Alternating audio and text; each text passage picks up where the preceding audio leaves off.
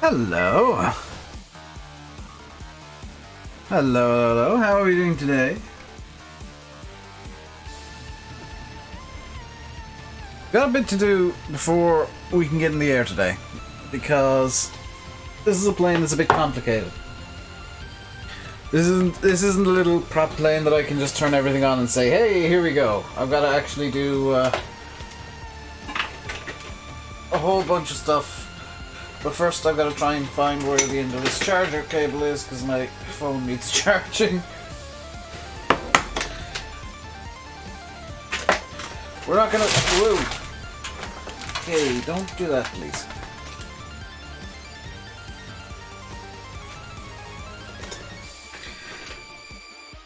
So we're gonna start off with something quite boring.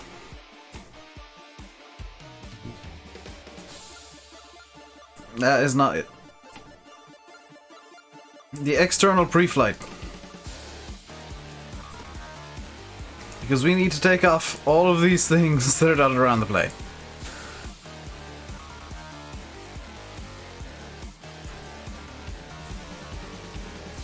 Baron Lodge, I don't know if you haven't noticed, but this isn't Farm Sim I'm playing today.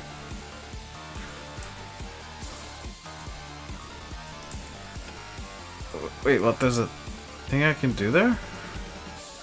I didn't know I could do that from it outside. Let's go to position 7, remove the pins from the wheels, position 9 and 8. Just make sure everything's good here. This is what a real pilot would have to do on a Challenger 300, which is what we're flying today, before he would be able to take to the skies. Everything's looking good so far.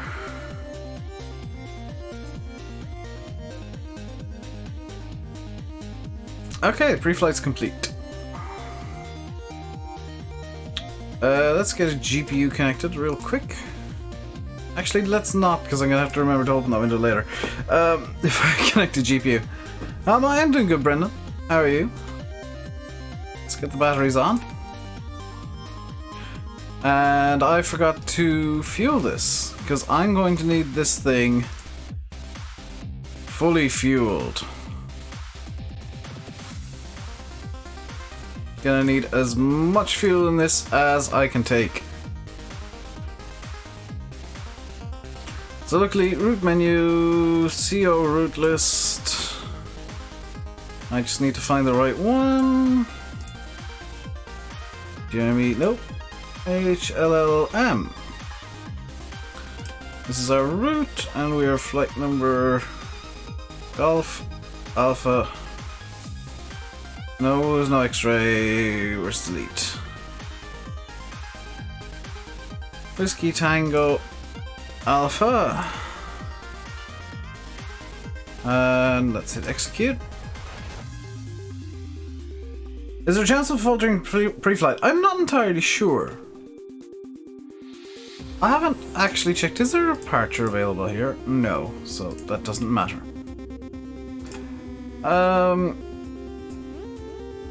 Avitab conveniently is on the yoke of this plane, so it will always be open. So we're parked up in the GA area, or what X-Plane claims is the GA area, off to the side of the runway. 1228 in that. 122. Ah! I forgot to load the flight plan into Active Sky. Bear with 1 minute. That one. And I'm going to want Com2 active. And we'll just swap over to Foxtrot Tango. 122 dead. Hotel Lima Mike airport information. Hotel 1524 Zulu weather wind 152 at 22 visibility 10,000 sky condition ceiling 10,600 broken temperature 26 dew point 14 QNH 1007 advise on initial contact. Okay, 1007. Hotel Lima Lima Mike Airport information. Hotel 1524 Zulu weather wind 152 at 22 visibility 10,000 sky condition ceiling Lovely. 10. Count 2 can go off. Hey, volts drop. Let's get the APU going. APU's coming online. APU should be online. APU gen is on. Bus tie is on. APU bleed is on. Gens can come on in a minute. I want the nav light, the beacon on now. We're conveniently not going to need to worry about pushing back because we've got more than enough room to just taxi straight out. Let me just... ignition can go on.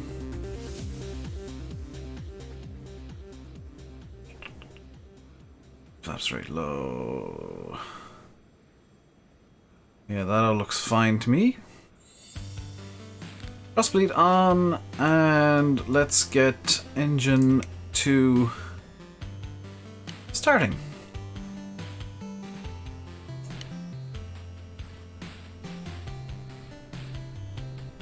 When I was doing my test flight of this, I completely forgot to take the engine covers off, and the engines refused to start. I got very confused.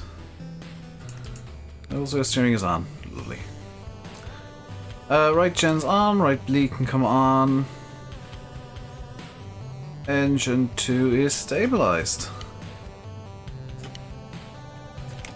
Engine 1 can come on now.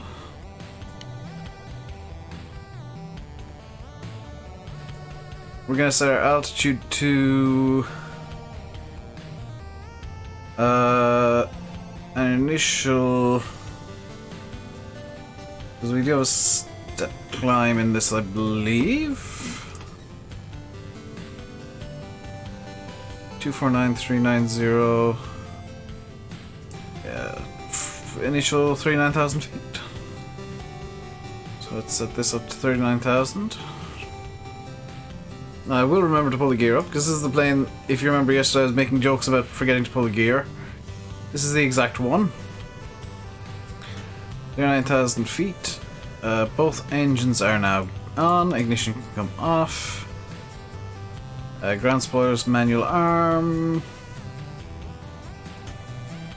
There's no auto brake in this. Just ignoring the checklists. Emergency lights are off. Emergency lights can be armed. Taxi light can come on, wing inspection light can come on, and left and right landing lights can come on because they are actually runway turnoffs. Transponder to standby, left bleed on, APU bleed off, APU gen off, and APU can come off. I have no need for APU now. We are running on this hydraulic pump, not auto. I forgot to check the hydraulics. Where's the hydraulic system here?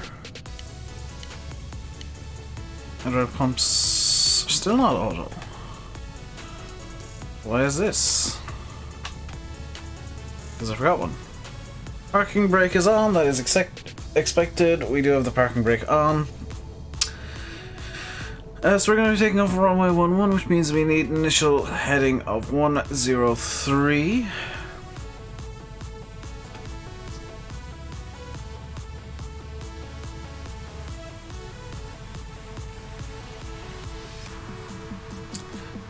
And I do believe we are good to...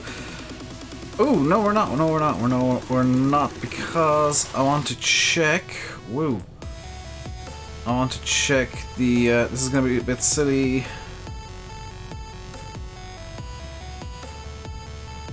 Let's say transition level, transition altitude 5,000 feet. So climb, transition altitude is 5,000 feet. Changes a small bit here. And transition flight level at FTJ is, just grab one of these. Transition flight level by ATC. We're gonna say flight level 60.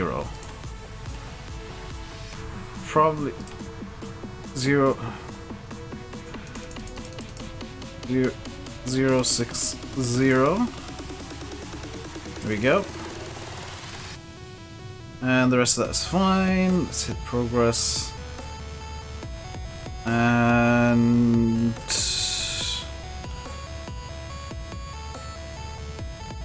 yep, we're good. Execute flight plan. And I'm gonna want this chart up so that I can see where I want to be taxiing to. Fireman, hello. Parking brake off. And we should start rolling with a small bit of power.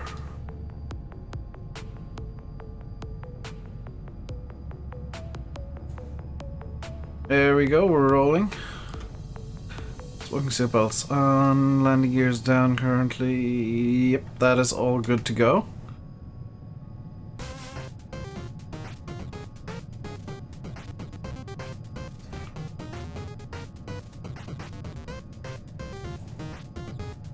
So this, for anybody interested, is they're all interior cameras.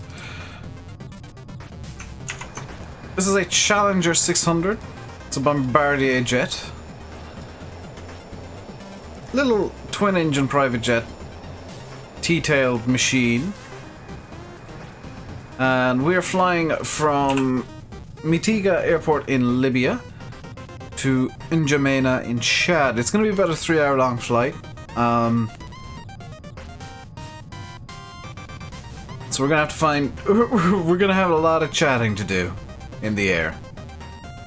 But it shouldn't be too bad. Shortish taxi over to the runway. I say shortish. It's going to be a reasonable length of a taxi. Because runway 11 is all the way down there. The flaps set. Trim... I'm not sure where the trim wheel is on this.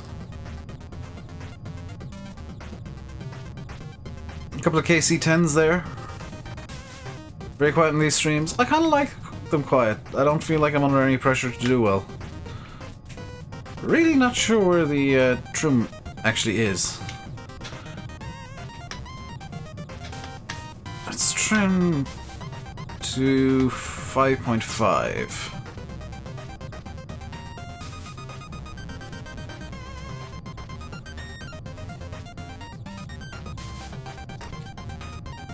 It is going to be a relatively slow taxi. You don't want to be taxiing at 1,000,000 miles an hour ever. For anybody interested, I am on VATSIM currently. And of course, as I tend to do just for these flights, I got Project Fly open and working, so you can see where I am, where I'm going, what my ETA is. It's going to be hilariously wrong at the moment, no doubt, because I'm going like 17 knots, 18 knots, even.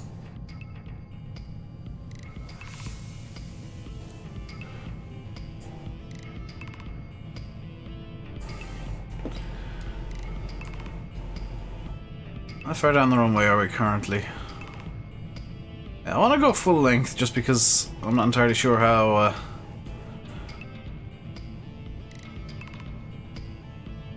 far we're going to want to go. We're going to need... We won't need full length, but I'm going to go full length just to be on the safe side.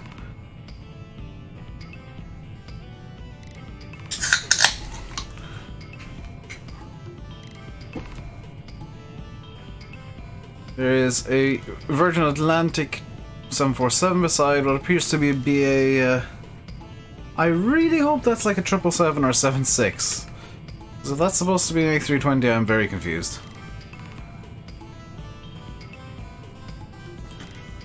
There's an Army Cessna 172. That's quite the interesting machine.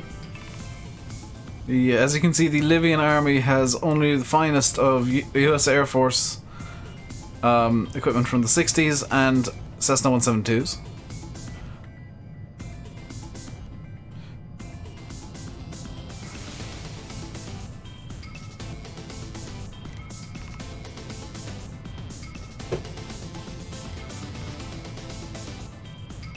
Just as a by the way here,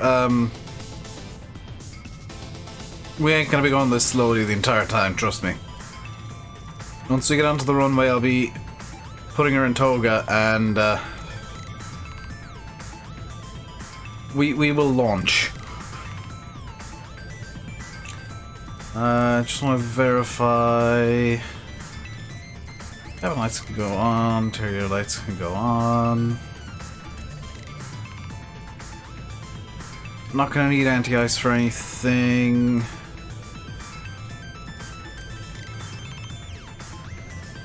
Yep, we are good to get onto the runway.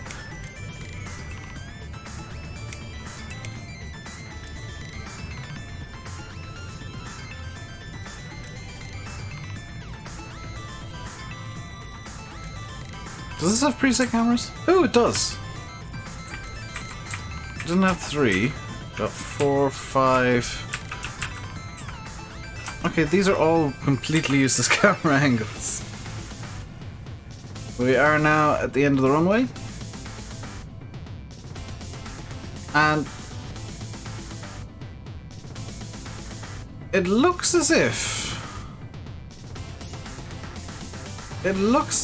the spoilers have in fact deployed. Okay, let's fix that real quick.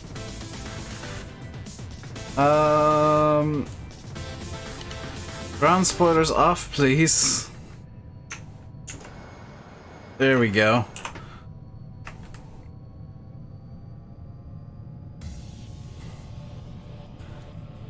Let's get a bit more sound here. Options. There we go. Approaching 1-1.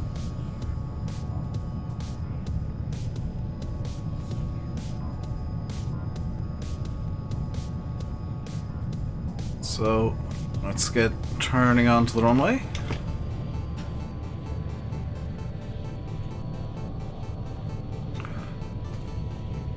On runway 1-1.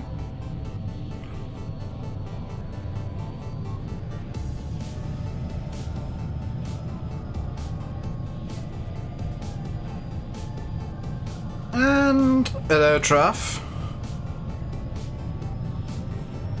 Away we go. Takeoff thrust applied.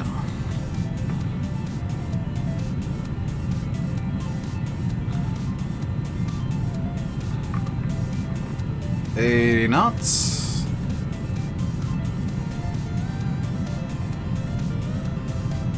V1, rotate.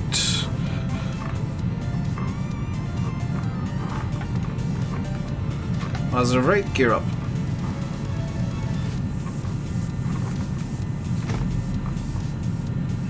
Hey, Alexander, flight director on, please. And,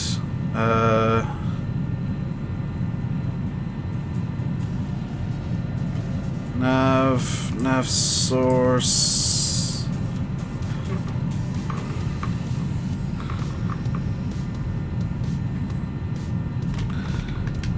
And flaps up.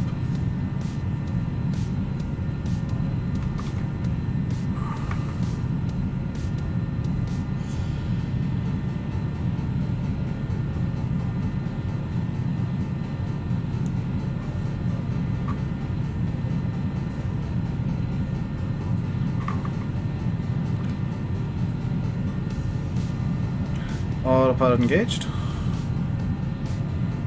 And we'll hit flight level change.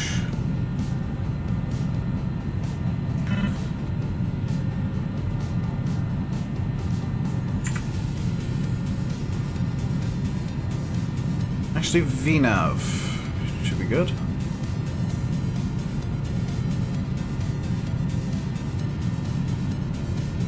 And we'll just hit ground spoilers to auto to rectify all the mistakes that I made. All my turn-offs can go off. Landing light can go off. I'll allow the passengers to smoke, why not?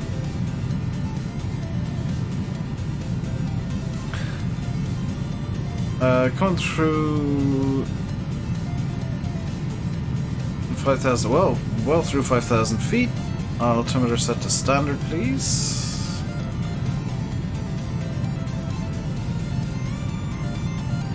And we're climbing now up to 39,000 feet for our initial cruise. Bit of a harsh takeoff. Yeah, I was a bit excessive with it, I think. Wasn't 100% right. Hit the progress page now.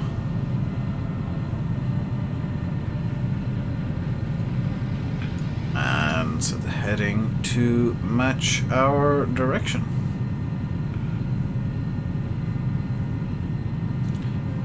Change the range. There we go. We're heading straight out for a little bit, and then shooting a bit of a left or right turn.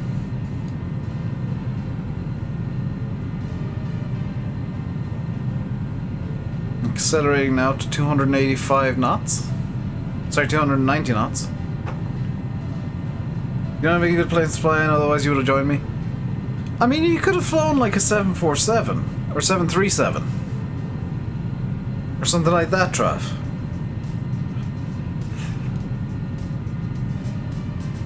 You could have picked a meme plane. Why did you not pick a meme? Why did you not decide on a meme plane? After I provided you with actual proof that I'm on VATSIM for once.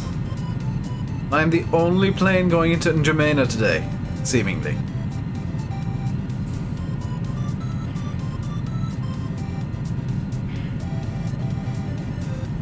There's no way you'd fly to default. Traff, it would have been for the entertainment of the stream. Because last night I went on VATSIM during the stream and an A320 went full submarine mode. It was hilarious.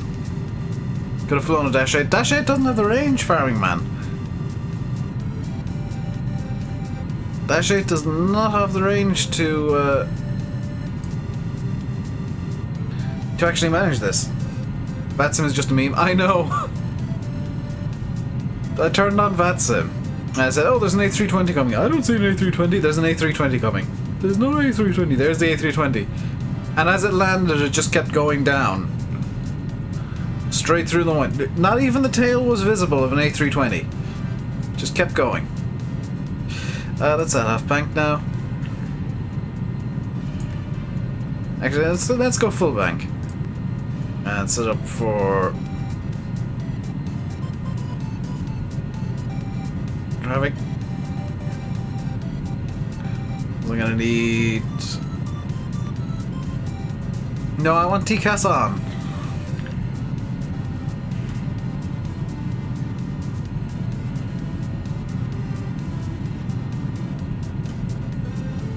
And now that we're out of takeoff, I can unstow the curtain.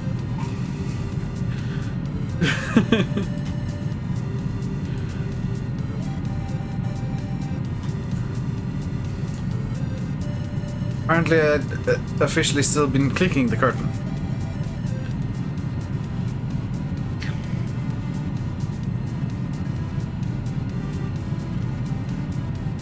This is expected to be a 3-hour-ish flight, depending on winds. We've got 28 knots of crosswind currently.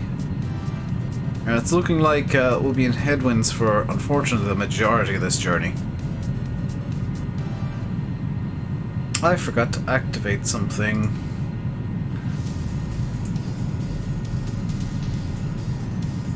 That green blob on radar storm. Green blob on radar is a mountain. That is the terrain on radar.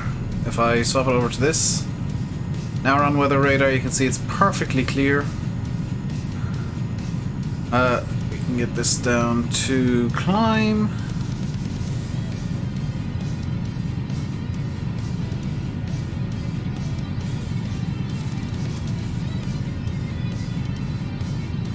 We got some ATCs coming online, but none around here, I don't think. We got Eurocontrol South.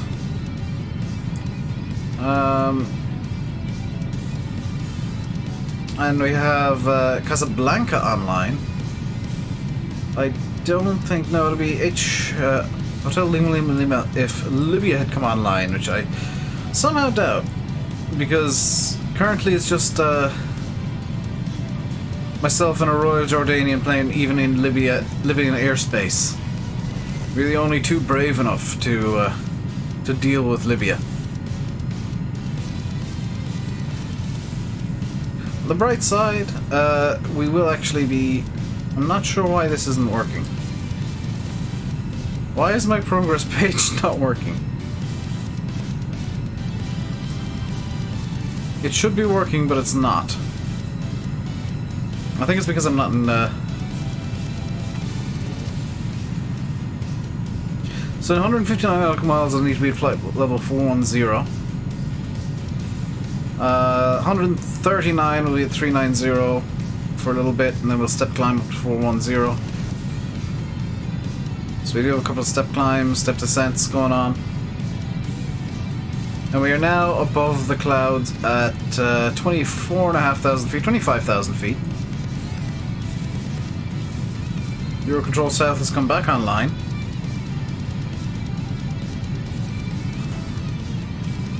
I am tuned into Unicom, yes.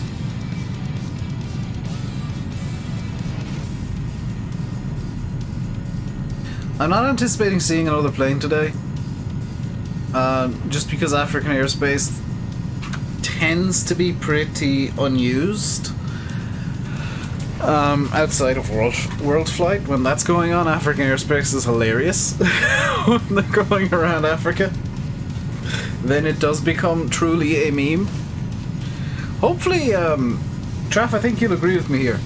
Hopefully by the next world flight they'll actually have that new codec out that was supposed to be out for the last world flight. You know, World Flight 2019. Hopefully, fingers crossed, we'll have the new VATSIM codec. And then I'll actually be willing to use voice.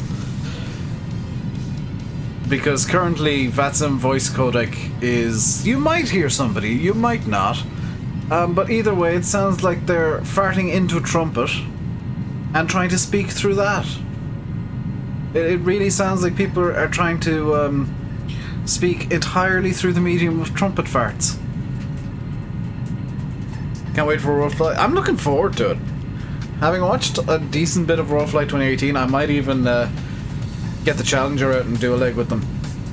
As stupid as that is, if I'm good with voice comms and VATSIM by then, I might do a leg in like a 7.3, a relatively short leg of 7.3, or in the Challenger.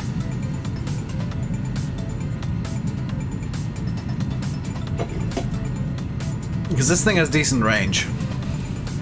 It can go for about 4.5 hours, but because this thing can cruise at 41,000 feet, it means the ground speed becomes quite hilarious. For example, we're currently cruising at Mach 0.75 at 28,000 feet. We're at 3/4 of the speed of sound. And for your entertainment, we'll bring up the map. So there's Tripoli. We've left that.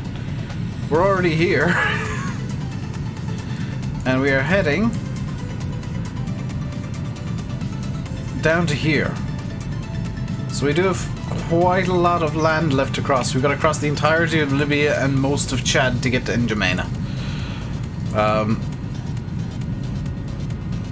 And it's probably going to be a bit cloudy today. I wouldn't be too surprised if there are clouds for the entire route. There's a slight chop at flight level 160 over the south of the UK, Traff, something you might want to be aware of.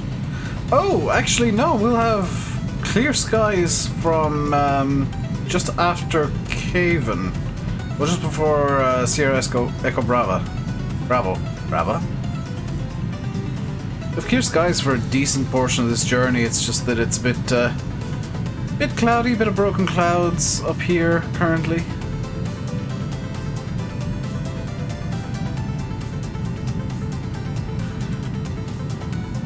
Count altitude is currently 3,900 feet, coming up to 4,000 feet. Been in the air for 11 minutes, we're already at 30,000 feet. Ground speed is currently 448 knots, which in miles per hour is many. 506 miles an hour across the ground and climbing. Do I have options? I do have the auto throttle allowed.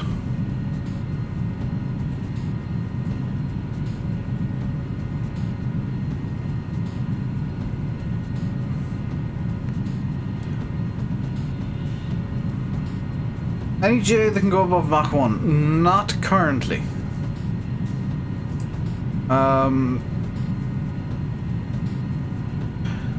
There's no GA that can currently go above Mach 1.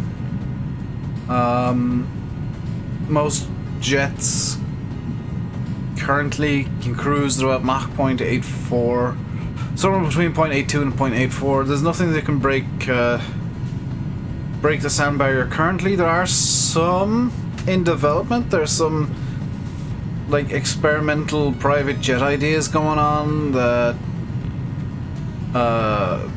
perhaps could go in excess of Mach 2.2, which is what the Concorde used to cruise at. But as of right now, the sound barrier is something that is a very hard stop for pretty much everything commercially available. Obviously, the military jets can go insanely fast, but the sound barrier is a kind of a hard stop for anything that is civilian.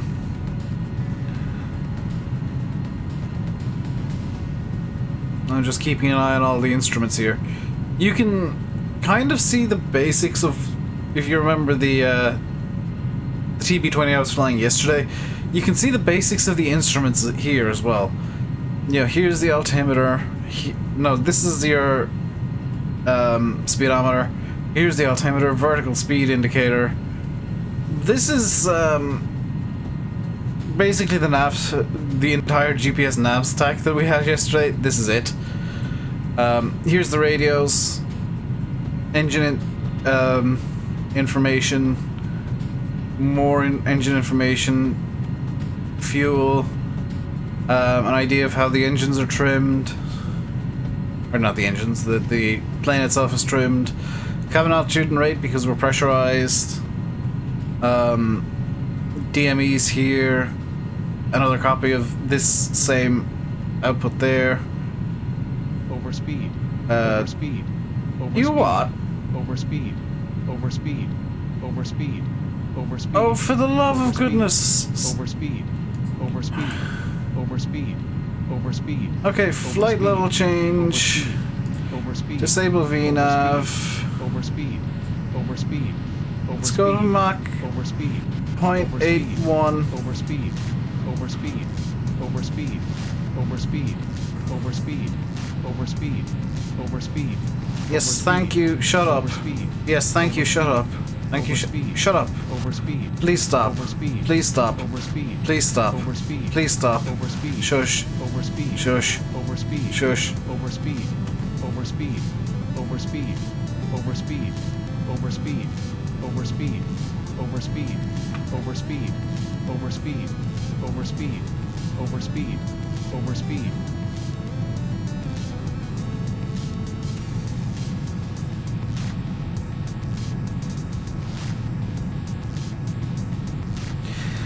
For some reason our altitude has changed to our altitude aim has changed to minus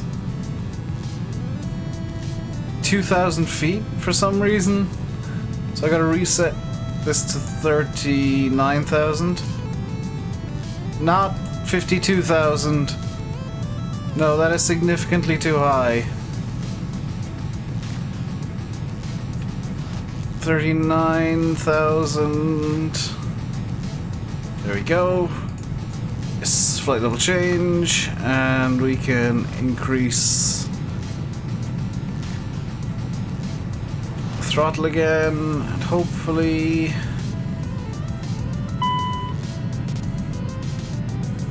Oops. Thank you, caution light, for reminding me that I had the spoilers applied. There we go, we're climbing again. Verify gear up, spoilers down, rudder's good, flaps are up, yes. We're all good. Hey, Gethin.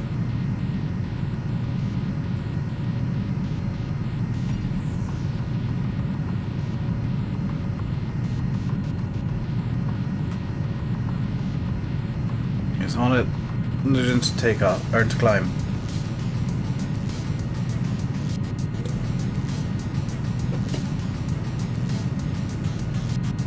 So our next waypoint, which is right there, we're going to be want to be at 39,000 feet.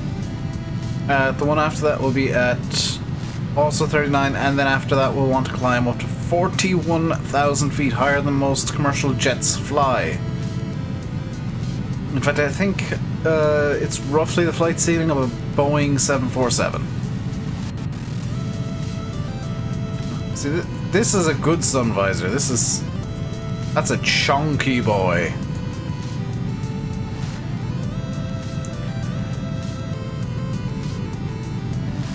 And you can see down there we've got land. How was today? I got up, had noodles, had popcorn, and then came up and streamed.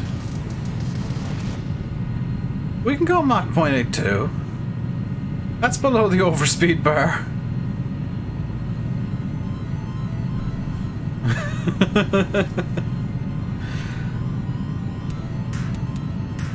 It's a short day. I woke up at like 1 o'clock and decided I wanted to start streaming early, so I was kind of preparing to stream.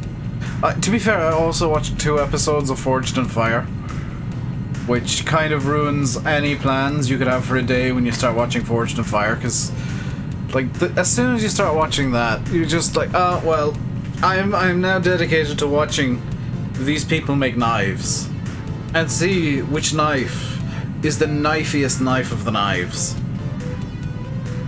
And that, you know, that's an entire day gone right there. And you start watching an episode and you've instantly lost that entire hour. You ain't getting that back. Ground speed's currently 462 knots. What metal bird are we in today? We are in today a Bombardier Challenger 300. It is a private jet, 4.5 hour time range, and in terms of actual range, what you would understand as range, it's about 3,000 nautical miles. Just over 3,000 statute miles.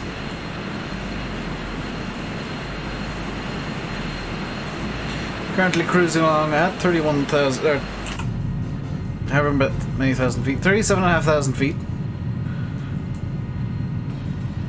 Aiming for 39 before our step climb up to 41. Can I re-enable VNav and will it behave? No, it will not. Disable VNav. Overspeed. Overspeed. No. Overspeed. Overspeed. Overspeed. Overspeed. It's done the thing again. Overspeed. Overspeed. Overspeed. Overspeed. Overspeed. I don't understand why it does that. Overspeed. Overspeed. Overspeed. Overspeed. It's fine because I don't need to even deploy the spoilers now. Overspeed. And away we go! Overspeed. Overspeed. Get us down to cruise. You're watching the Grand Tour? I've not watched any of the Grand Tour.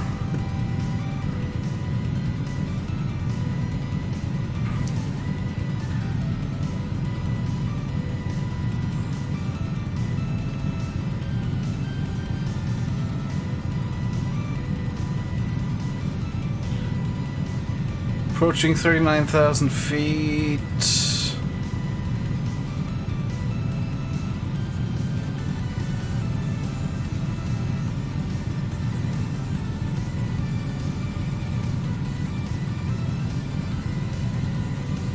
Why was my climb so weird? Oh, because it was targeting 290. If I'd told it to target, we'll say 250 slash 0.82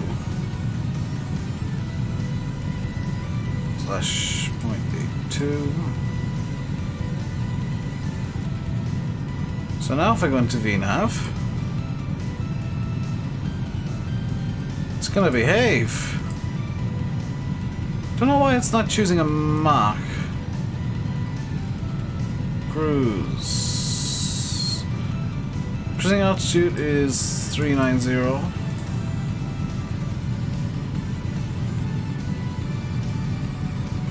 No, that's...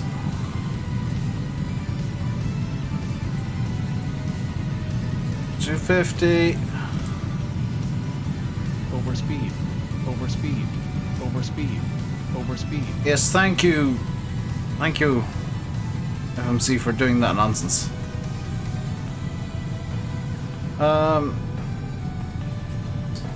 So we got two waypoints here, Caven in 23 nautical miles, SEB in 181. Now 159 nautical miles after that we'll want to... I've done a stupid. Because what I've done there is I've screwed up everything. So if I open up active or the project fly bookings, progress, open up the briefing, I can redo this. So at Zeb I want to be at 390, at Tajar I want to be at 410.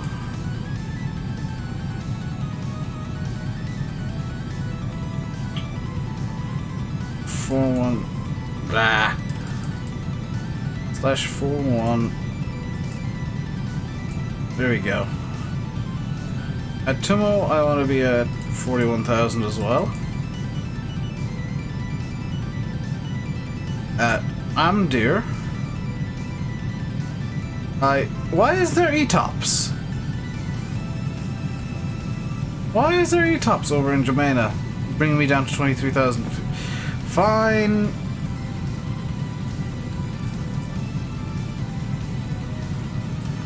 Finish this at 23,000 feet.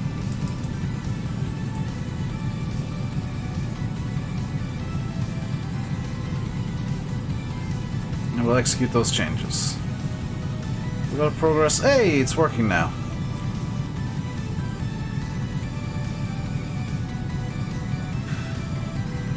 In case of emergency, do I think I could pilot a plane in real life? Probably. The comedy is that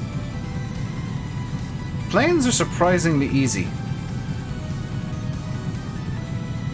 Like you know, they can be complicated at times, and there's this opinion that they're very complicated, but in reality, they're. I don't know why it won't swap onto Mach mode.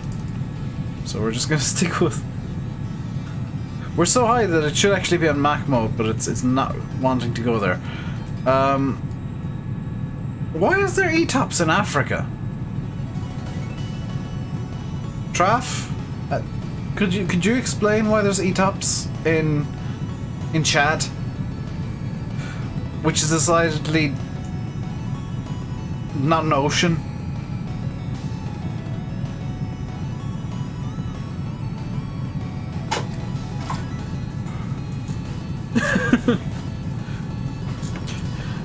I should explain what ETOPS is. Something just happened there. ETOPS is a procedure slash flight plan method that is kind of becoming outdated now to a certain extent for twin and single engine planes. where they have to, while over an ocean, which is why I'm confused, they have to remain within 90 minutes of an airport at all times. I'm guessing ETOPS is kicking in because you go in excess of 90 minutes from an airport flying over Chad. Which kind of makes sense in a way. But I'm slightly confused as to why. Why is it kicking in? Is my question.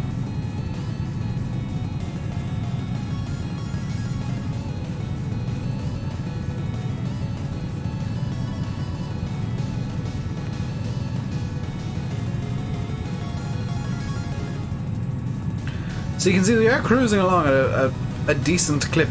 These clouds are moving fairly fast. Am I not flying over the Sahara Desert? Yeah, but I mean, if push came to shove, I could use the desert as an airport. That's kind of my point, is it doesn't make as much sense when you're not having to ditch, and if you do have a miraculous double engine failure, you can glide it down. From 39,000 feet or 41,000 feet or whatever. It's just slightly unusual that there is ETOPS procedures going on over land.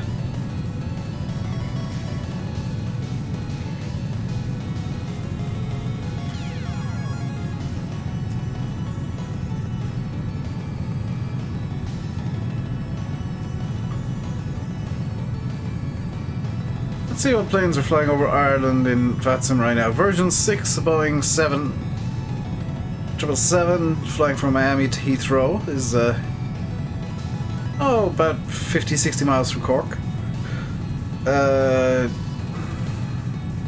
TCX 2753, which I can't remember what that stands for. Let's say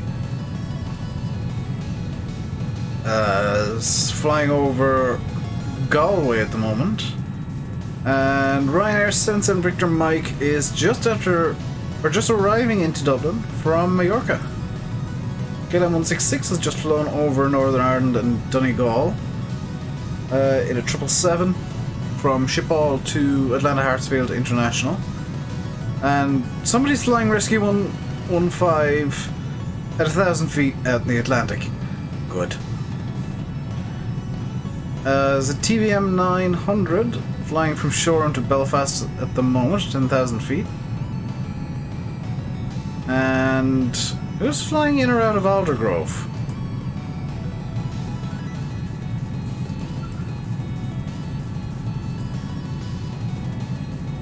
No, not Traff. Traff, are you flying at the moment? Let's see if Traff's flying. I'm going to open up Project Fly. Because Traff, I have it as a friend on Project Fly, so he'll show up as green.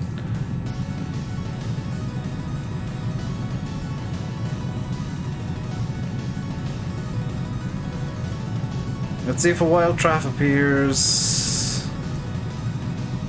I'm seeing no green.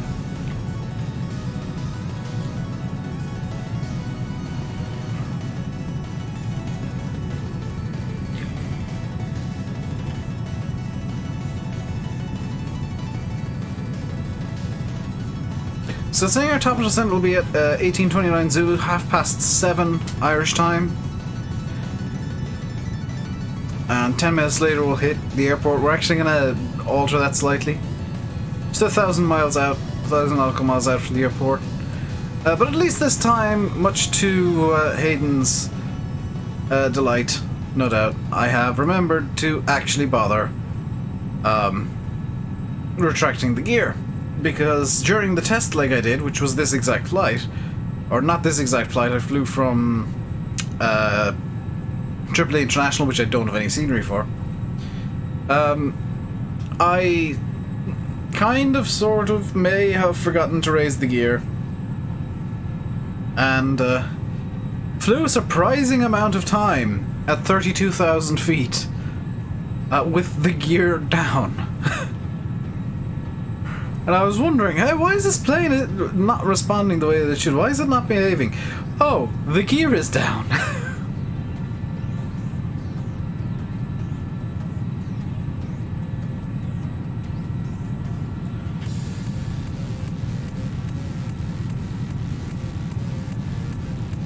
So this is going to be a long period of overland legs as we kind of crisscross Africa a small bit.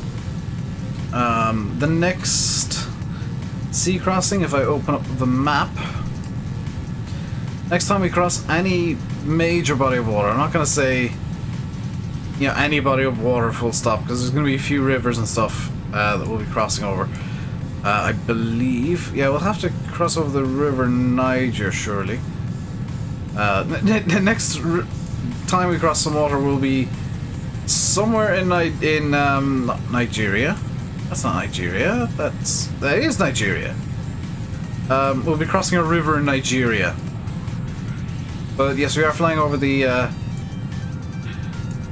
Sahara today in N'Djamena. Next time we have a major water crossing will be, I guess, between Mauritania and Senegal?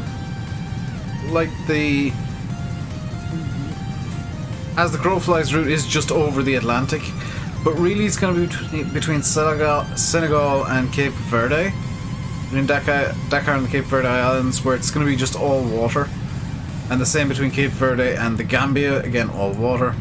Then we're back over land for a long period. Nigeria to Equatorial Guinea. We'll have a short water period, Equatorial Guinea to Cameroon then obviously. And then Gabon to Sao Tome is going to be all water again. Sao Tome to the Republic of the Congo is basically no water. Democratic Republic of the Congo to...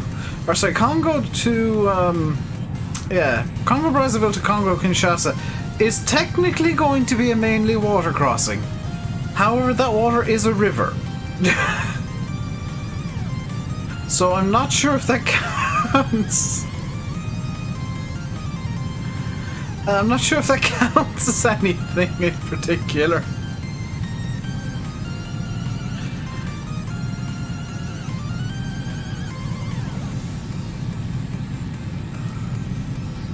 The Royal Jordanian Plain is at 36,000 feet currently, by the way, if anybody is interested.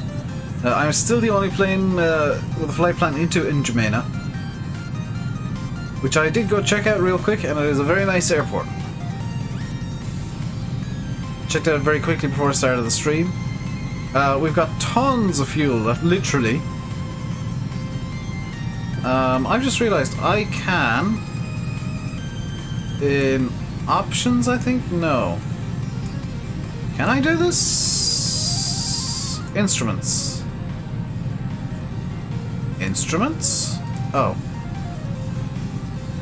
Wait, what? Oh, I see.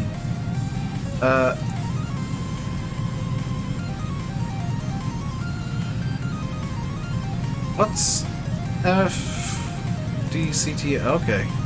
OFD control. Ah! I see.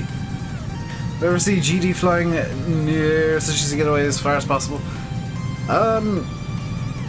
Again, flying isn't that difficult. Common kind of misconception that flying is very difficult. Just need lav lights, yes. The lights. Seatbelt light can go off. Our passengers can wander around as they wish. If you're interested in seeing what the interior of this plane is like, let's go to cabin seat 2.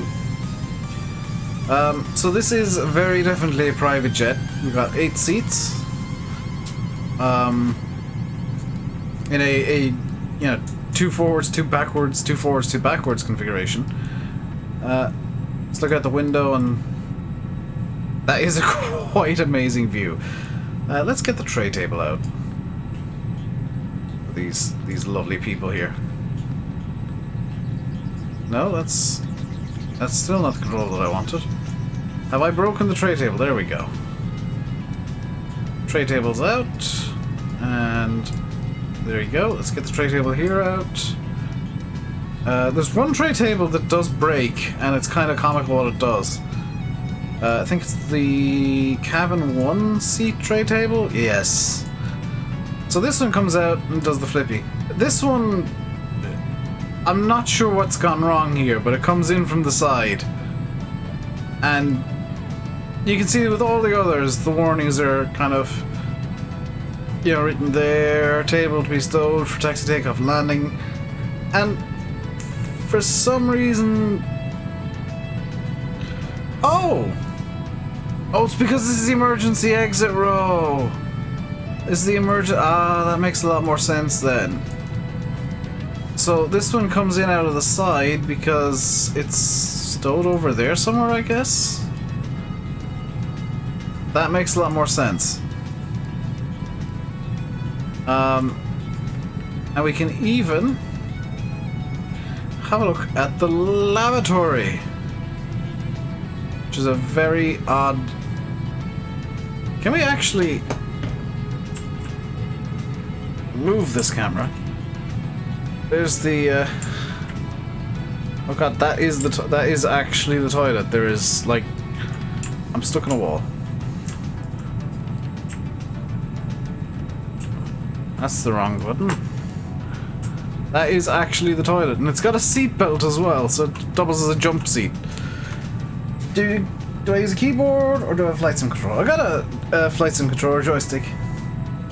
Just imagine the pilot coming casually using the bathroom. Well, this is, I believe, a two-pilot plane. So in theory, one of the pilots could just casually wander down the aisle of the plane to use the bathroom. There's actually no law against it as long as there's somebody in the flight deck. Cabin altitude 6,123 feet.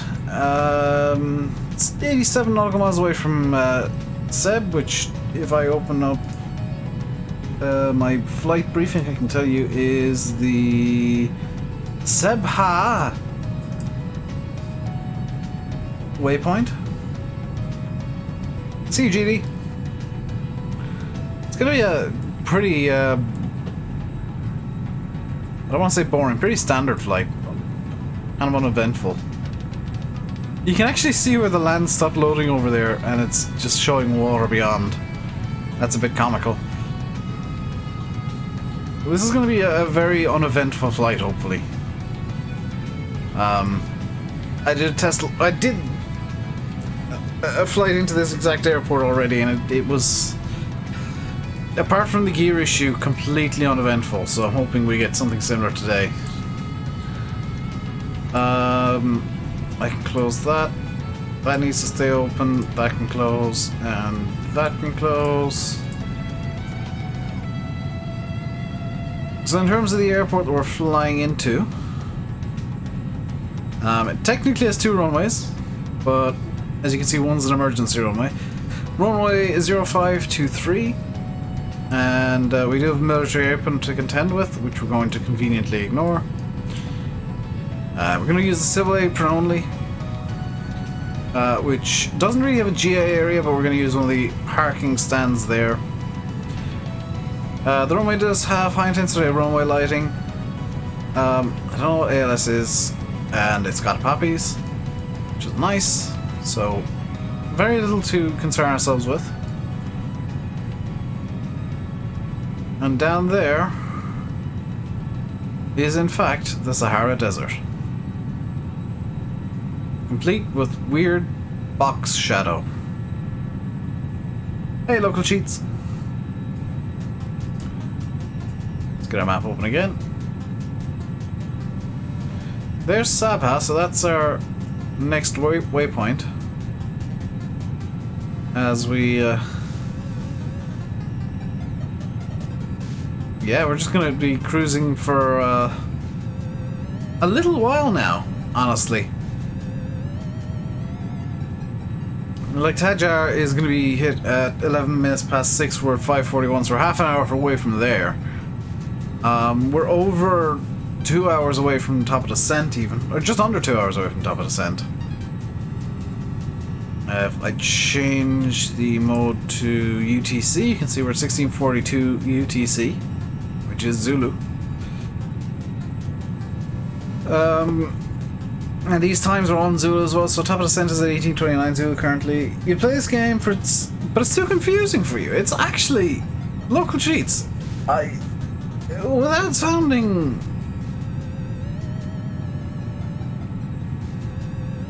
rude, I guess, this game is really easy. Like flying is, when flight sims are very, very easy. If you, hey James D, if you start in like say a Cessna 172, sure you'll be confused by the 172 for a little bit, but you'll get used to the equipment and the instruments and how to read everything and get used to everything. And once you get used to that, why not start trying to fly, we'll say, Twin Beach or something like that. Twin engine plane. Where you got more instruments to worry about, more engines, more problems, more everything. And you'll find that at first you'll be very confused, but then as you go on, oh, hang on, this is very much a Cessna, just with a bit more stuff. And then you hop into, say, a Cirrus SF-50. A single engine jet plane, small little guy, very low flight ceiling. And you realize, hang on, this is just a Cessna, but with a different engine.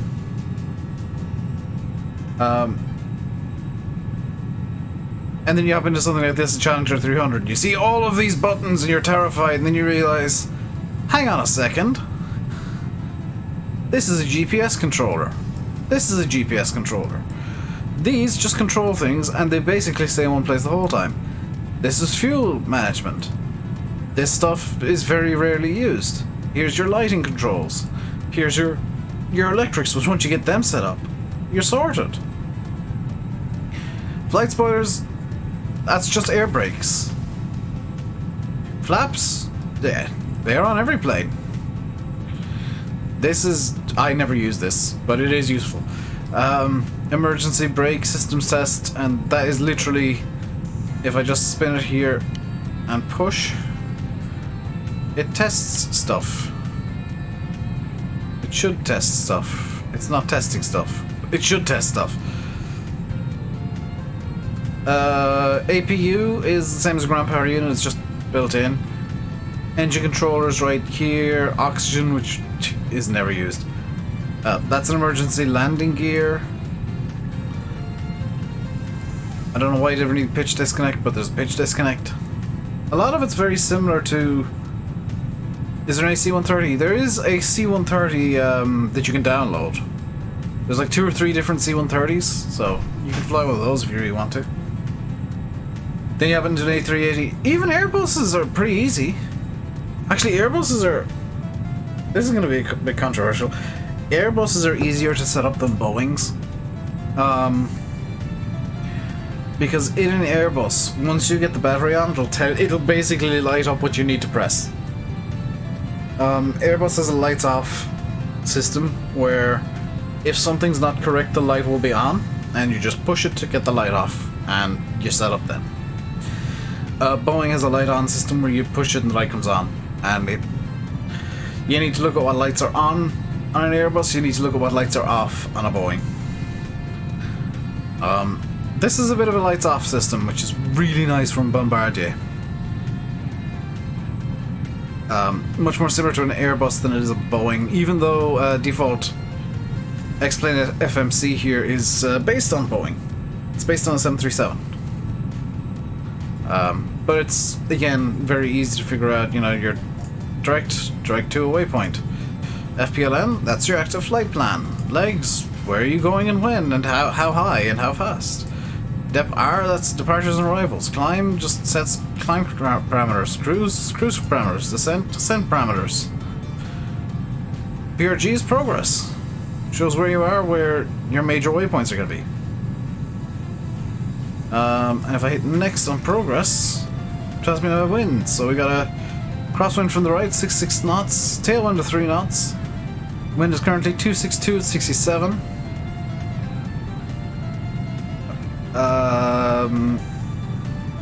ISO deviation is 0, which is actually perfect.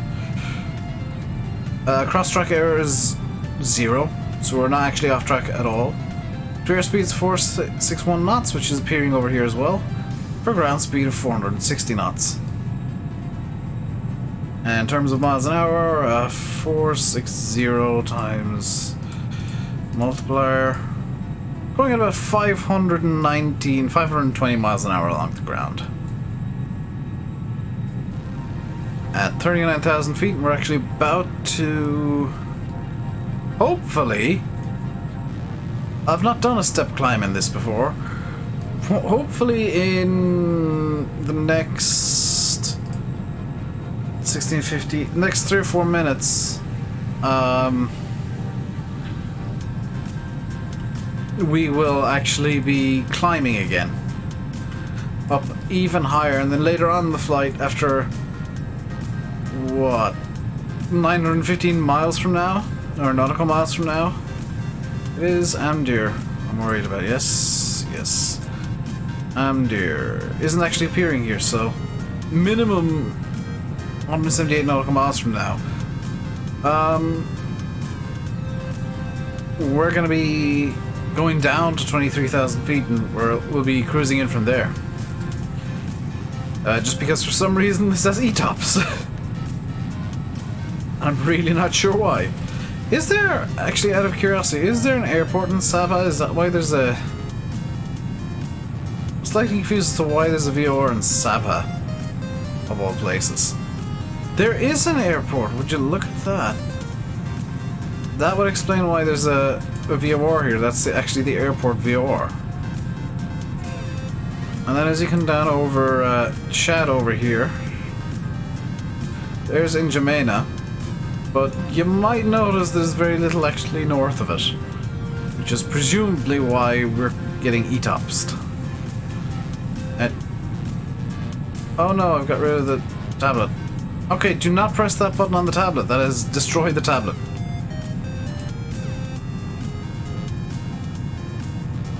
Let's get the map up again. And 10 miles from Sabah. So we're about a minute out. Less than a minute out.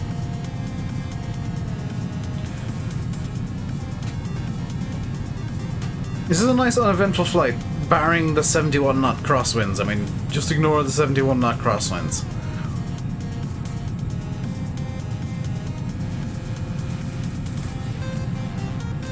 Beautiful view, actually, as well. If I don't touch anything, I'll be fine. Just an absolutely glorious view at the front of the plane of the horizon off, way off, a couple hundred miles in the distance.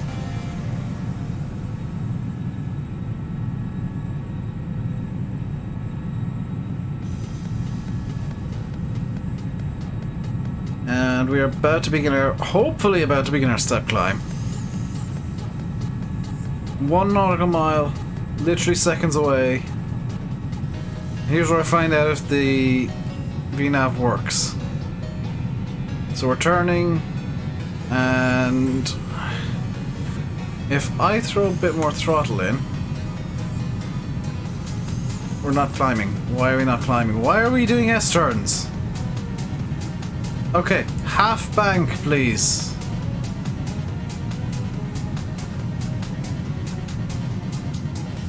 And flight level change.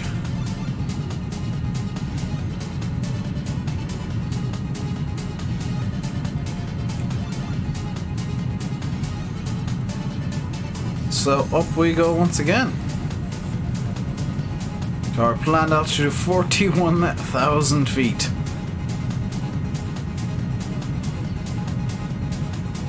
We are way up in the sky right now. You can see we're leaving lovely contrails. There is Sabah Airport down there, where we're decidedly not landing because we're 50,000 or 40,000 feet above it. And N'Djamena is off over there somewhere.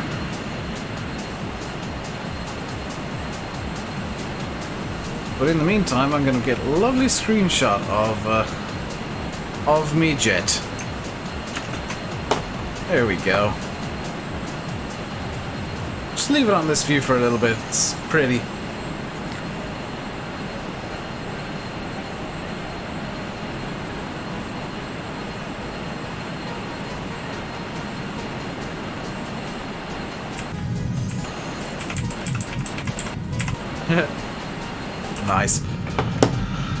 So we're going up through 40,200 for 41,000. Gonna actually have to be careful of the speed. I've just noticed that our overspeed is now legs, cruise,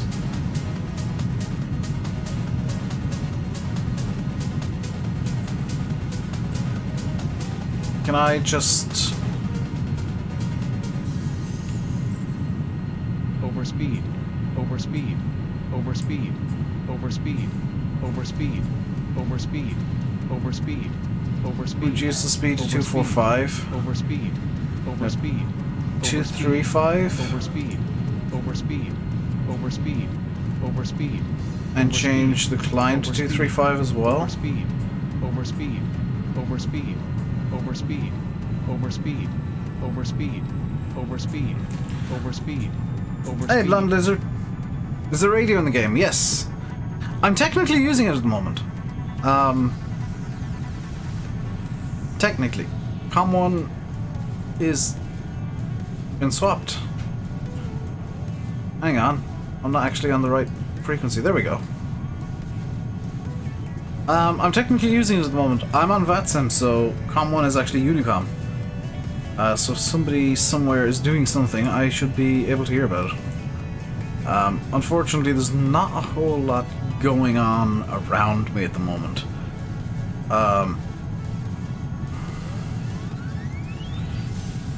Can I get this back up to 250? I think I can get it back up to 250. So I change the cruise to 250 again.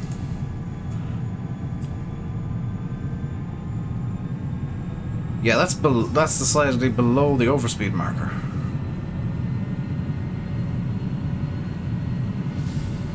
No, it's not. 245.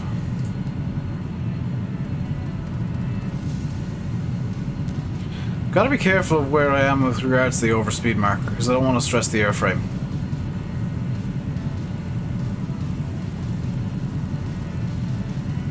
Been in the air 54 minutes, and so far we've gone from here to here, and we're going here. So we're about a third of the way there now. Making decent time. Decent fuel economy as well. We've only burned actually 2,000 pounds of fuel. We've only burned about a fifth of fuel. And we'll be cruising at... Oh boy, we're right up against the overspeed marker.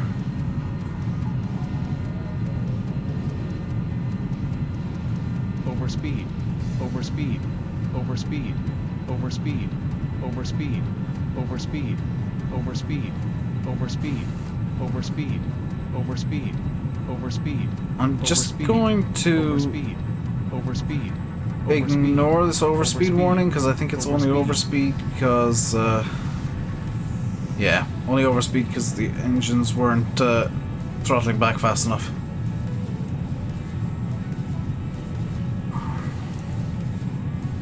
So we're at 41,000 feet now until Amdir, which should now be in the progress. No, Tumo's in the progress. That's 200. We'll be at 41,000 feet for a while. We're now cruising at 463 knots along the ground, which is just over 520 miles an hour in ground speed. I can't remember how to change miles to kilometers. 5/8, so we'll go 463 by multiplier, and divide that by 8. Multiply that by 5. Nope, I got that wrong. Oh, it's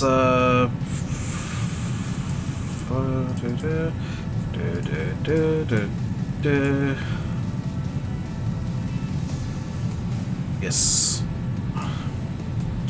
We're going approximately 840 kilometers an hour along the ground.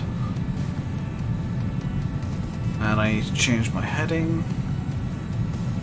do that. Of course. Oh, that's my actual. That's actually the direction I'm flying. I'm going, and I'm actually flying in this direction, so that 75 knot crosswind is playing havoc with the plane. How long is this string going to be? We've got another 2-ish hours in the air, and I'm probably going to end it after that. I'm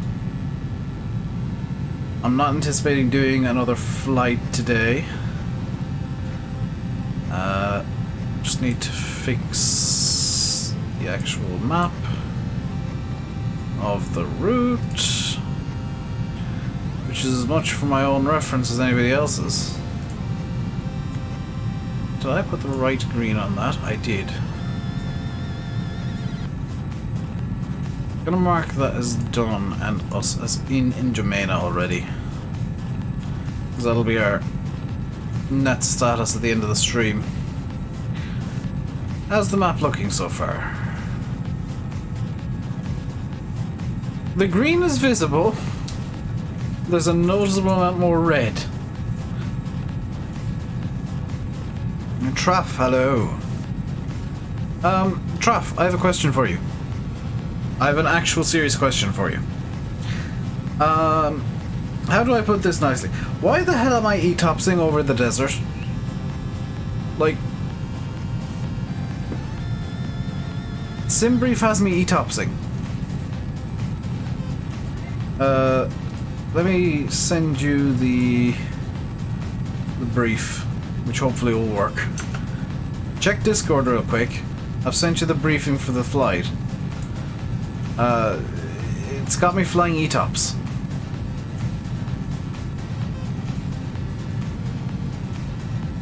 And I'm not entirely sure why. I only use Simbrief because it's baked into Project Fly.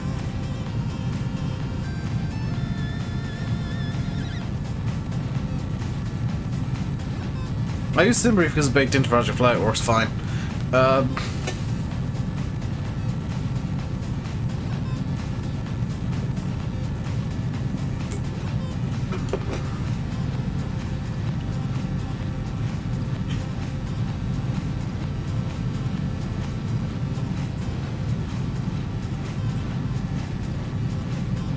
Actually, Project Fly reckons we only got an hour 47 minutes left.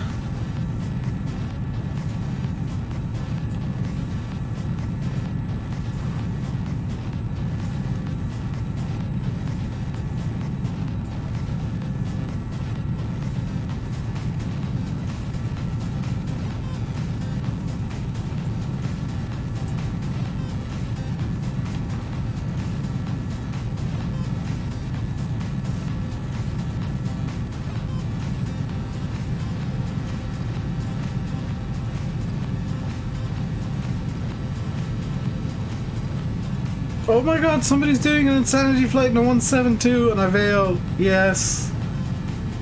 I love you, Iveo user 441039.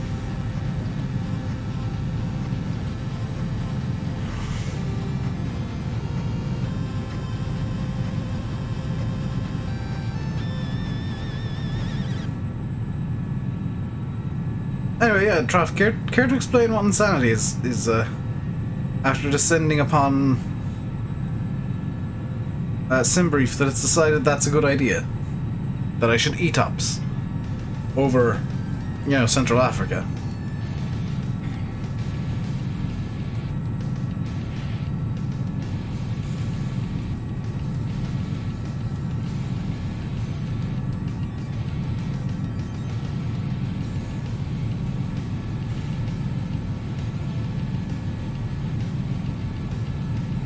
Kind of wish.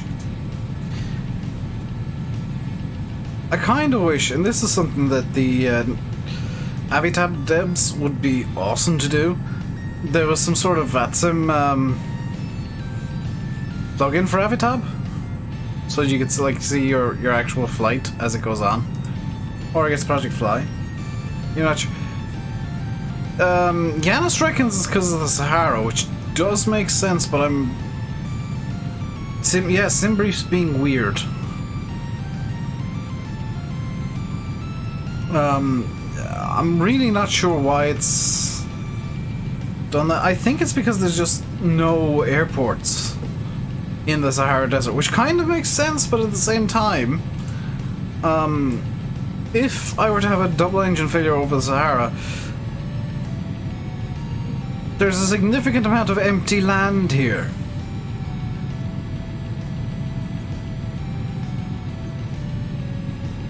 Like, in my eyes, you have a double engine failure over the Sahara, you land in the Sahara.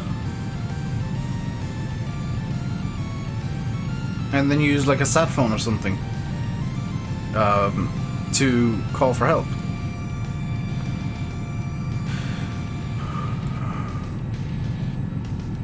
On the bright side, I do like this Challenger 300 because it has Habitat integration. Ooh. I mean, I'm gonna ETOPS correctly because my ETOPS flight level is 230. It takes days or weeks to get there. Yeah, I mean, I guess it makes sense. It just seems silly.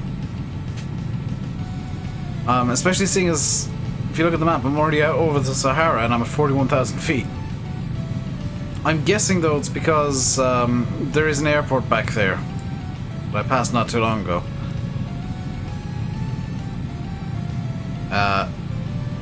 But yeah, what is this crosswind? What is that? Yeah, 41,000 feet, just a cheeky 78 knot crosswind.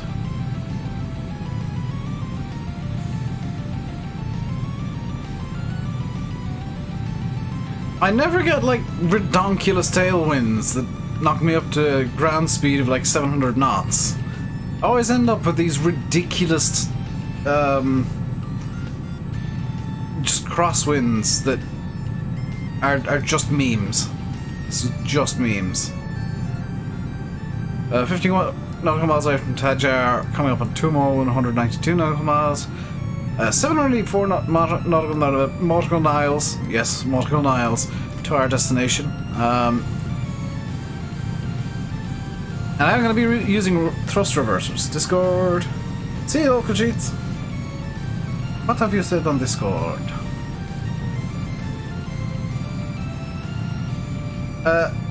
Traf, no.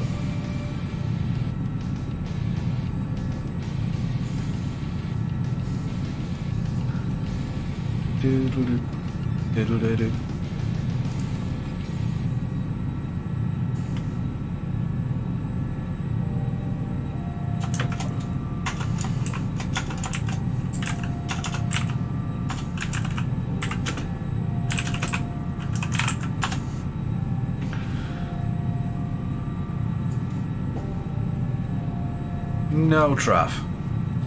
Thanks, but no thanks. I'm a good girl now.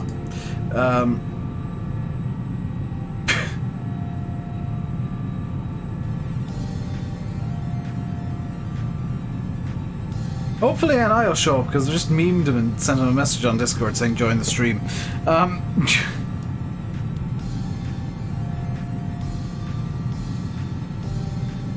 You're not flying today, Traf. I'm kind of surprised to not see you doing some weird flight from Manchester to Manchester via Fez.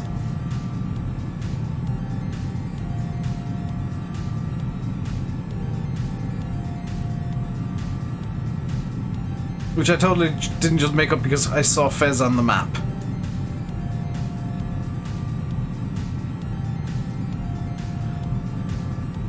Been in New York since Friday, just got back this afternoon, so not really had the chance. Fair enough. Do you want me to, actually, do you want me, Traf, to let you know when I'm flying next on VATSIM, because I need to record for tomorrow yet. But if I hop on VATSIM after that, I'll let you know. And it'll be a 737 flight, most likely, because that's Like, I've not used Zebo in a little while. By the way, I'm flying in real time, so we will have a sunset going on here. Over the Sahara, so we get that lovely desert sunset going on. Hop into seat 1 here. The sunset will be behind us. God dang it. Bob Saget, you're ruining everything. Actually, if I go like this... Ha-ha! We can watch the sunset. We're now 39 out from our destination now. ETE is probably somewhere around... looks like 1830 Zulu as our ETE. Let me just verify by increasing the size of the stream. 1846 Zulu is our ETE. That's a bit odd. A bit unexpected. Making decent time though. Not. I can make it tiny. Oh. I know it's set by the amount of time we're going to be in the air today. Because, I mean, this is one of the longer legs in Africa. And of the entire tour, actually. It's one of the few that actually shows up on the world map. I am slightly concerned about the Hawaii legs. Because they're going to be like 4-hour streams of just me. You know, 3, 4, maybe even a bit longer hour streams of me just being sat here like, yep, we're over the ocean. There's nothing to see. Might do those on Twitch and watch some YouTube videos. Because Twitch is a bit less heavy-handed than YouTube when it comes to copyright. Oh, look at the sand dunes. That looks amazing. We've got Zelda music playing now as well. Somehow this is fitting.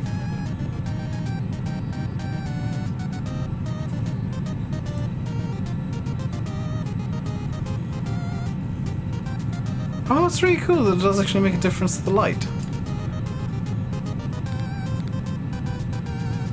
Okay, wow, the cabin lights actually make quite a huge difference. Yeah,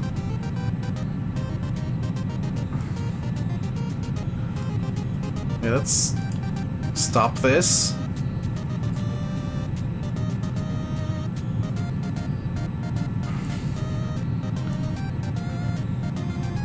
.245 knots indicated, Mach 0.82, 41,000 feet, 4 miles to Tujar. And a rather beautiful sunset going on over there currently. Nope, I actually need the sun visor down so that I can see. We are going to watch the sun setting. It's gonna be a bit janky because I explained I've noticed does do like jumps of the sun. Oh no, are we turning? Oh, don't turn! I want to watch the sunset.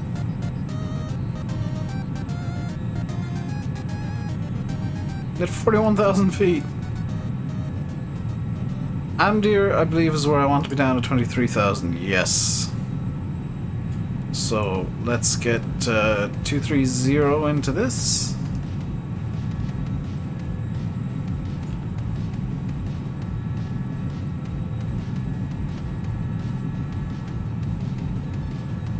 There we go.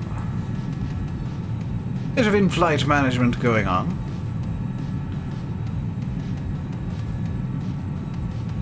And by the time we get to Amdir well, by the time we get to Tumul, the sun should be down about here. And then Amdir is going to be, we'll be hitting that after sunset, I believe. Then again, we are flying east, or west. So we're actually gonna have a very... Well, we're flying south, actually. We're gonna have a very odd, prolonged sunset because it's gonna set slower over the equator, I think.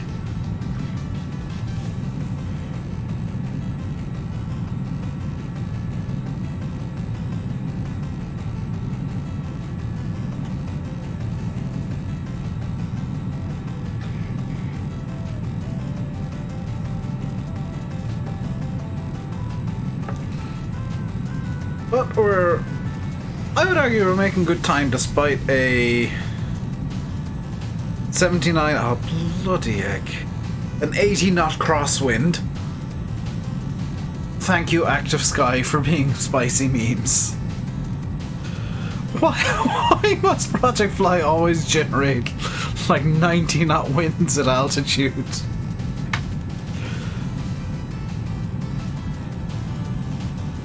What altitude you at? Oh, 41,000 feet. What's the wind speed? 71 knots. 102 knots of crosswind. As you do. That's really cool that you can kind of see like daylight on this side of the plane, then as you go along you can... Like, we're actually flying kind of along the day-night Terminator on the planet right now, because it's like quite blatantly night over there already. And because we're so high, we're actually like getting extra sunlight because the sun has farther to go over the horizon, but it's blatantly night over there already. And comically, as we descend, the sun's gonna... If we're descending during sunset, yeah, we will somewhat comically get the sun going down with us. Or like seeming like it is because we're reducing our height. And as a result of that, there'll be less, you know, the horizon will technically be shorter, so the sun will go down too. But we should, yeah, we should be arriving at Amdir actually after dark. And we should, in theory, be landing in full darkness. But what's our expected weather in N'Djamena? Estimated arrival in... Okay, no, that's not correct. Mach M.82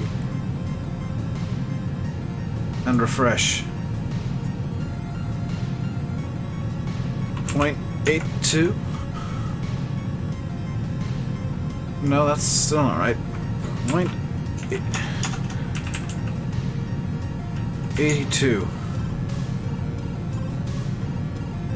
No, that's Lumanek.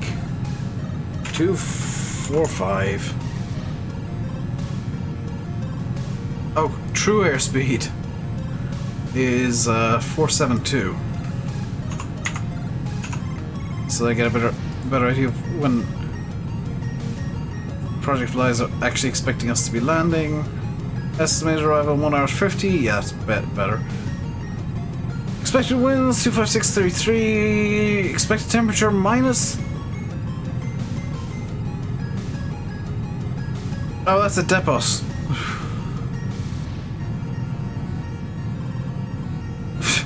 There we go. Expected winds 20 at 5. That makes more sense. And temperature of 39 degrees Celsius.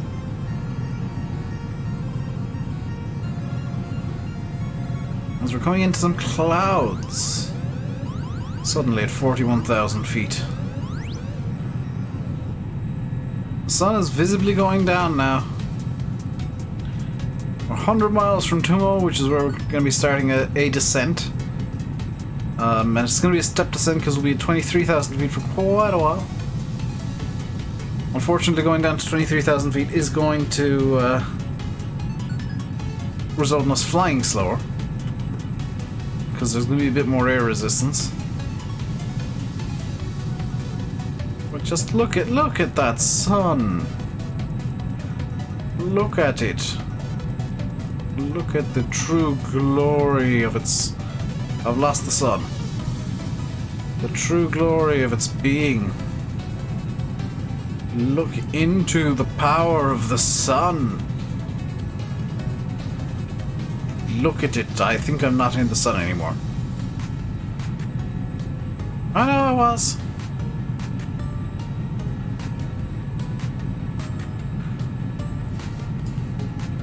That's a pretty sun. That is extremely pretty and very, actually very bright on my screen. Wow, okay.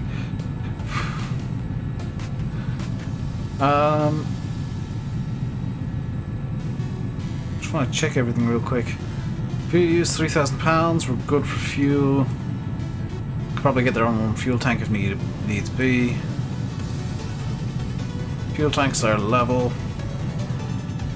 88 miles to Tumo. Back to watching the sunset. Hang on a second, what? See, that makes sense. That doesn't. The sun's still shining in. Why is... Oh, please don't tell me it worked. It does the same on... Okay.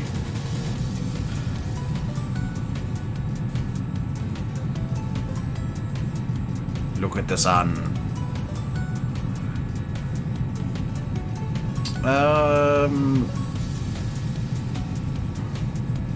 There's Tumo there. Just the edge of that.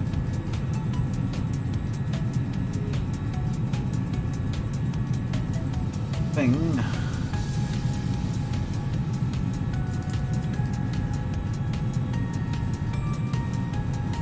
Let me change the format to look a bit more nice. Ooh, pretty. Oh, that's showing... Yeah, that's showing north as being up. That's the format I like.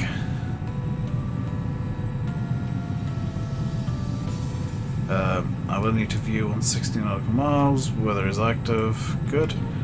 I'm gonna actually need to turn on the wing anti-ice and the engine anti-ice because the outside air temperature is going to be hilarious. Yeah, minus 56, and there is seems we're in clouds of visible moisture, so we are technically in icing conditions over Africa. Even though we're going hella fast, I'm just going to be a bit cautious about that.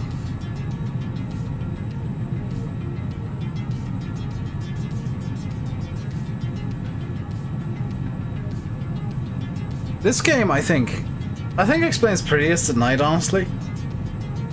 Like, it looks good during the day, don't get me wrong, but I think it looks best at night.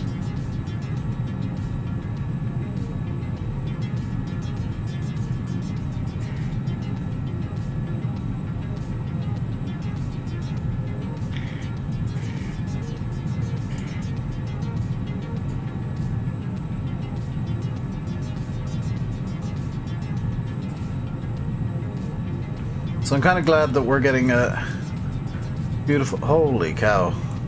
Okay, maybe I'm wrong. Maybe it looks nicest at sunset, because holy cow, those clouds. They're all default clouds.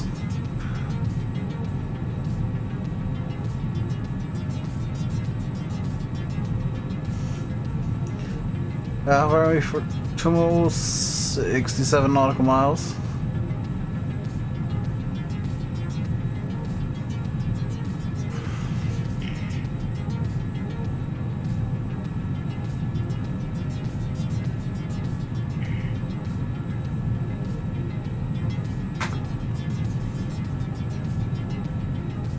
I just realized I may have to do a manual descent with vertical speed because I don't know if this can do flight level change. Descent.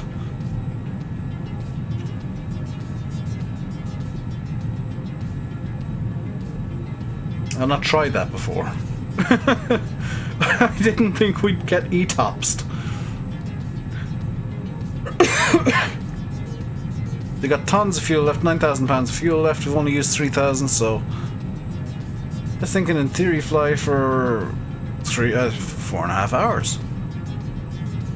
That means it won't have enough fuel for the Hawaii legs. Happy Easter to you as well, Welsh. Hope you're having a good day. Hope you've had lots of chocolate. Or you have lots of chocolate.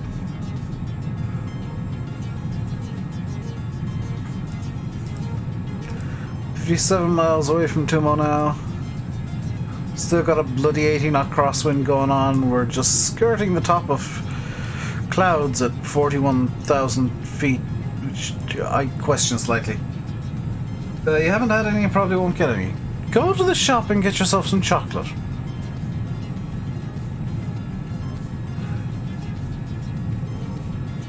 I'm questioning these clouds at 41,000 feet, to be quite honest.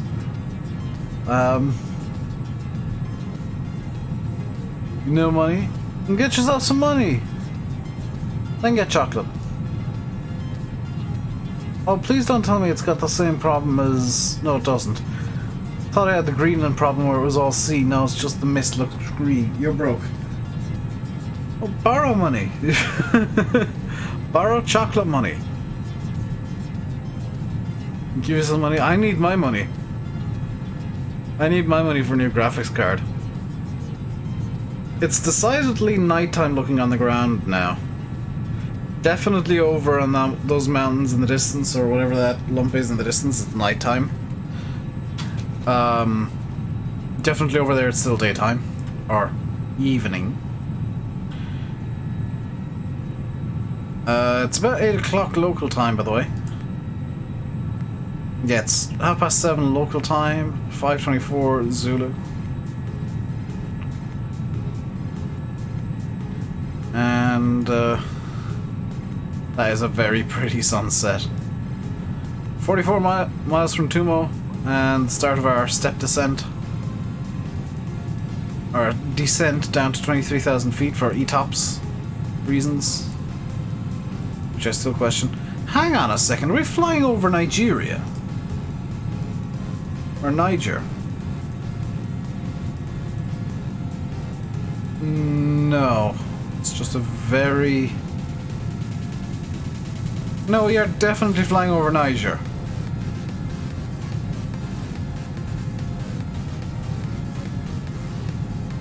That is bizarre, because N'Djamena's down here. So we're gonna have to, like, turn to the right at some point.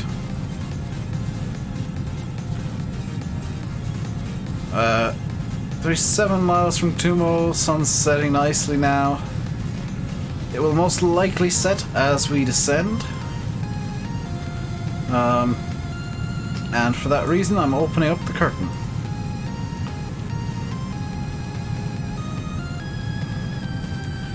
But no more visible moisture, anti-ice can come off. We'll probably go back on later, but go off for now.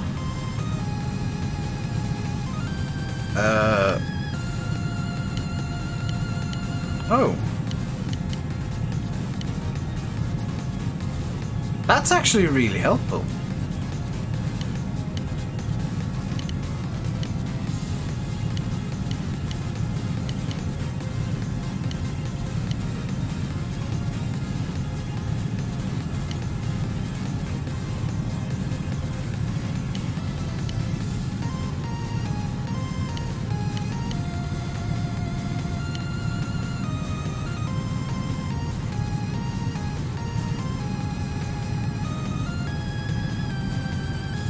How far away are we? 28 miles from Tumo, which we want to cross the 39,000 or 41,000.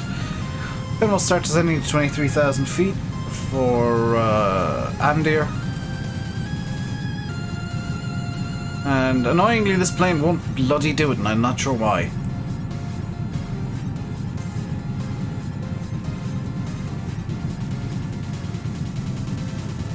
We will get sunset as we descend, I think.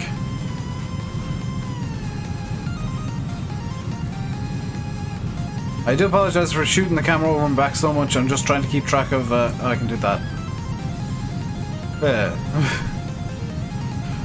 400 nautical miles away from the top of the descent, 22 from Tumo, 199 from Andir, 615 from N'Djamena. Making actually surprisingly good time. I'm pleasantly surprised that how well this flight is going. About 2 minutes out from Tumo. 2-3 minutes out from Tumo. And and about an hour out from top descent as it stands, but I'm probably going to give myself an arrival procedure, because this is in fact a jet, if you didn't notice, and jets usually fly arrival procedures.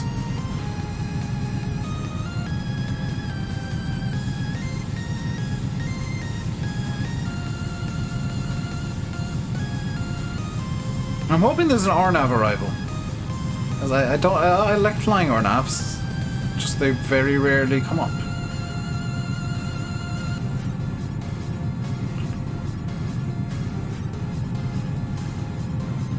About a minute out now from Tumo, 13 nautical miles, at which point I'm going to hit flight level change and we should start descending.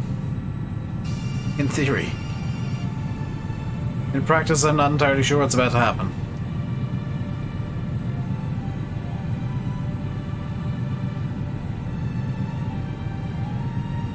Ten nautical miles out from Tumo now. Preparing for a descent down to 23,000 feet. For inexplicable over desert ETOPS.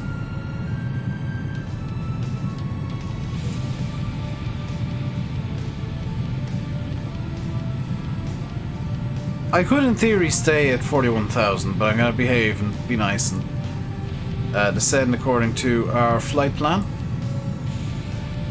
7 nautical miles out, 6 nautical miles out. We should be hitting it any second now. In fact, it is appearing quite nicely on our nav radar here. In teeny tiny letters that you can barely see, but they are there.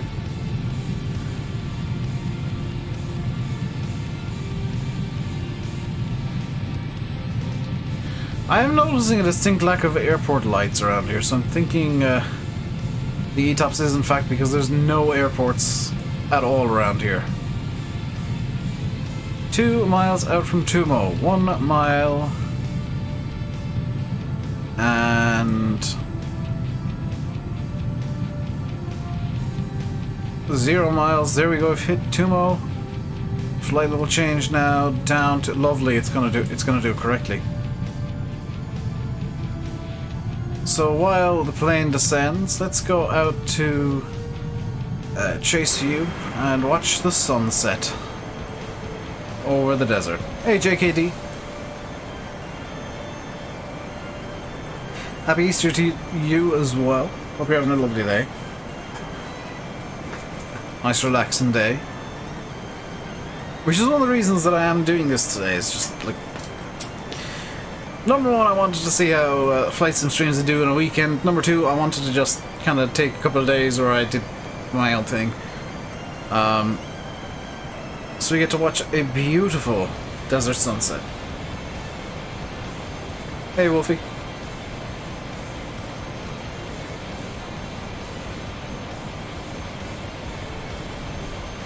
Let's see if I can get this to look a bit more dramatic. There we go.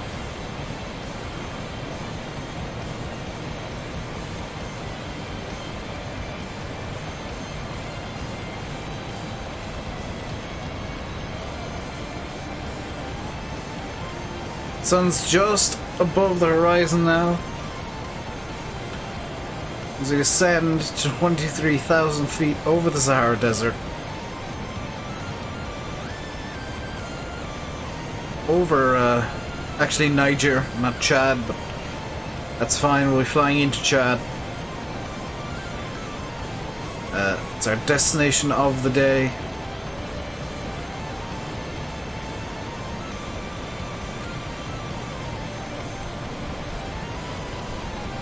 This lovely Challenger 300 jet. So I'm just gonna go animations and open all the windows.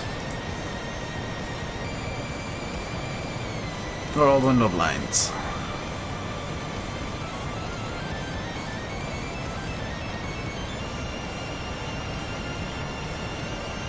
Light spike. Sun is now starting to dip below the horizon. We are starting to get a sunset. We're so high, the sky isn't going to change colour. It's just going to get dark.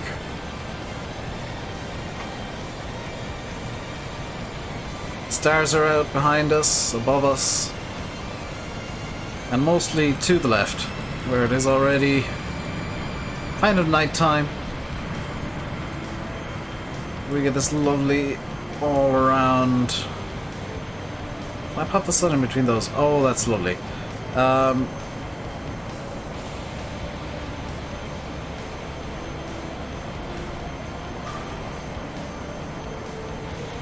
Got it. Just a really nice, uneventful flight, which does, you know, in theory sound boring, but in practice that's exactly what I wanted. Still got the redonkulous crosswind as the sun sets in the distance. To our right we have nighttime, to our left we have nighttime, to our right we have daytime. Nighttime, daytime, nighttime, daytime. And got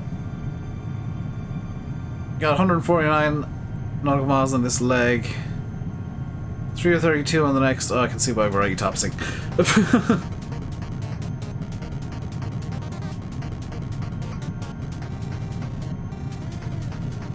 Yeah, if we got no airports, there's a damn good reason to E-tops. We're now 20 minutes out according to Project Fly, which I'm presuming is roughly correct. Doing an idle descent, in fact. This plane likes doing idle descent, so we're idle descending through 37,000 feet now. Still above where, not all but most jets would be flying, most passenger jets. There is on Project Fly 747 that's 32,000 feet, 33,000 feet, so we're technically above the 747. Although this thing is a lot slower than 747. It's different 747 here on Aveo at 35,000 feet. We're above that. There's the bottom of the sun decidedly below the horizon.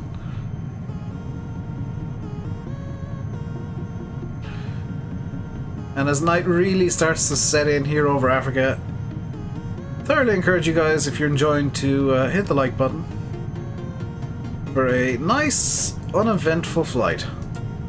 Which, you know, it can be boring. I'm not going to pretend like uneventful is the most entertaining thing in the world. But, it's precisely what you want.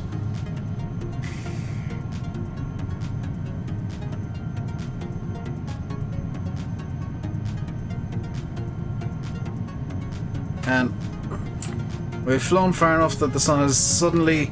Hang on, did the sun do a jump and then set immediately? Where's the sun gone? Did it just jump into the horizon?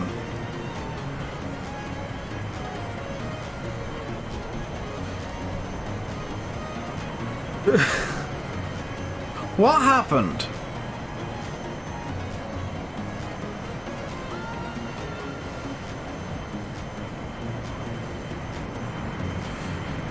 Well, the sun's bloody set now. We didn't get any lovely sunset because X-Plane decided, no sunset for you. I believe that's a car. I do have my light out on so we can see cars at insane distances. Oh, nice FPS today. I'm down through 35,000 feet now. 23,000.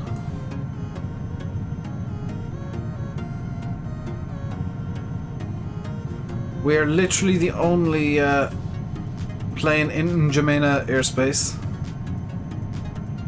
which is quite comical to look at on VATSPY. Let me have a look and see if there's any planes flying in this area in real life at the moment. Somehow I doubt it, because it is getting rather dark. There we go, Chad and N'Djamena. In real life, there are literally no planes flying over Chad right now. That said, it looks like there's not a whole lot of coverage. What is going on with this plane? There's an Ethiopian 777 over Cameroon right now. And if you look on flight radar, it's just doing a weird little dance. Yeah, there's not much radar coverage from Egypt to Chad, so it's impossible to know if there are planes flying over Chad at the moment, but it doesn't look like there are.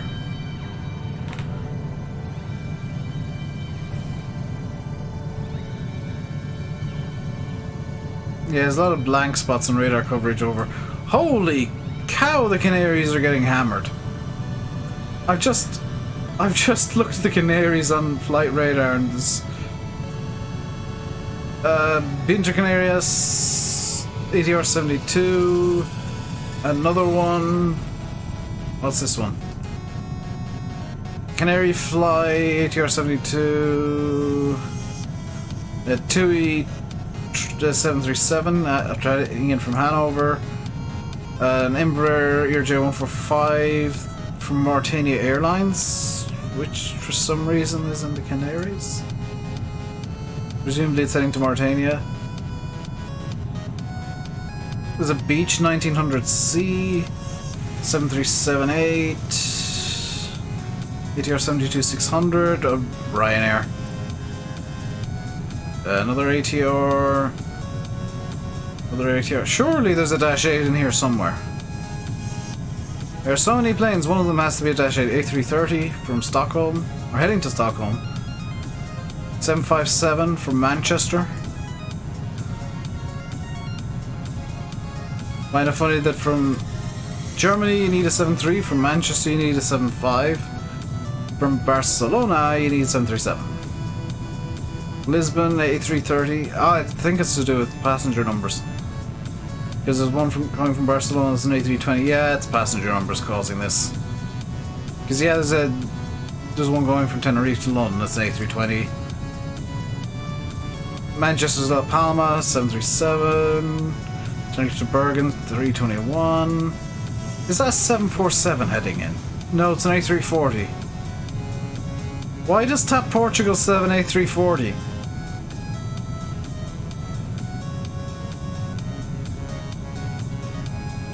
Hey CD. Simulator Gaming, hello. You have just missed sunset. Let's turn off the lights and show how dark it really is at the moment. You've just missed the sunset. We are flying in a very eerily dark lane. Oh, I didn't know I could turn that light on. Well, now I've shed a teeny tiny bit of light on the situation.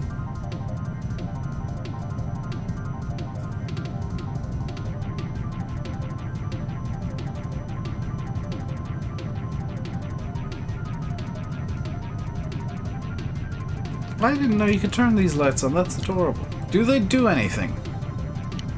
Yes, they illuminate the crotchal region of the chair.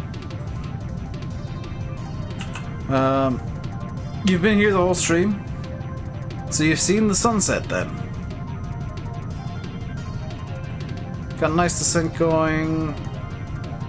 Could in theory lower the speed, but I don't want to. 15 minutes out from Amdir. I need to go vertical speed. Go 1500 feet per minute.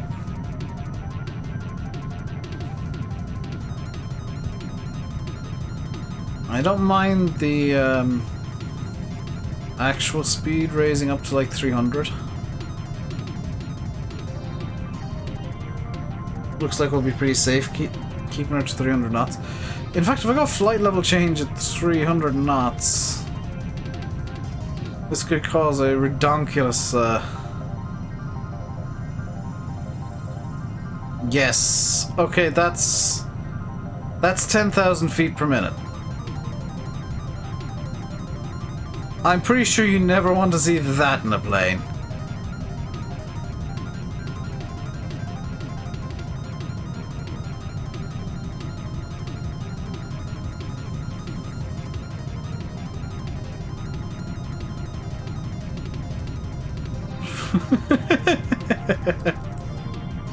Just a casual 10,000 foot per minute descent.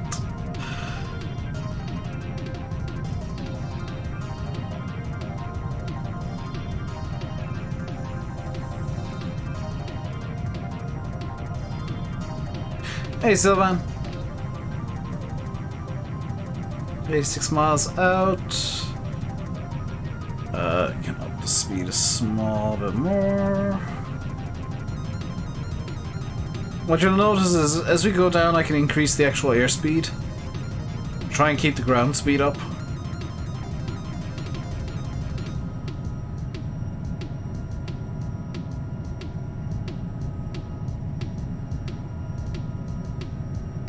Because right now my aim is to keep the ground speed as high as possible, just get this flight as kind of done as quickly as possible.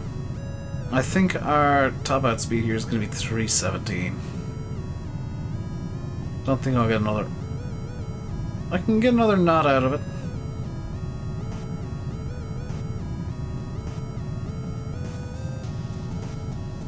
And now it wants to slow down to 245. No, I want the cruise at 317.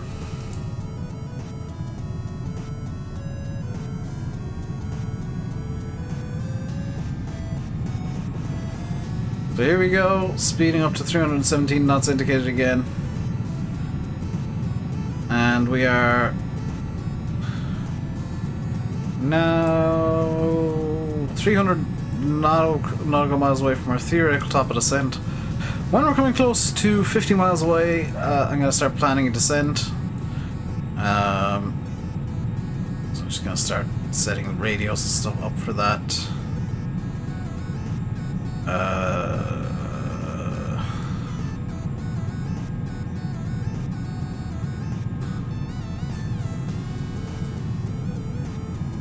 There's a reason I'm doing this. Right. Ash takeoff, landing gear and flaps up, tax lights off, device. Yes. Altimeter set. Checked. As required. Transition level. Altimeters are not set yet. Presuming this is. Yeah, coming down through 18,000, which is actually going to be about 6,000. Fuel quantity balance is skip checked. Landing elevation is confirmed. Anti-ice is required. Yep, we'll be good to land. It's just going through a checklist or two there, just to make sure that I knew what I wanted to be doing.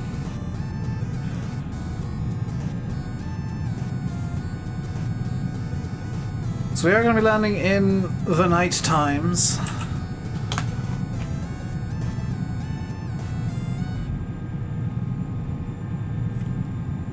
And we've got a lovely lovely cruise now, 22,000 feet, level 220 towards N'Djamena. Amdir in 62 nautical miles, Semok in 245, top to sit in 334, so at about Semok.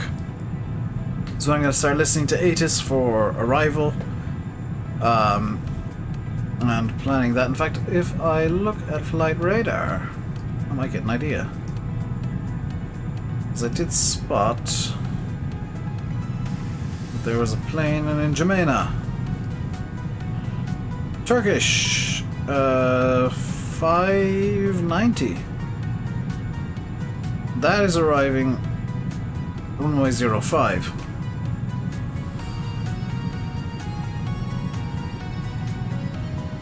That is most definitely runway 05 arrival. Okay.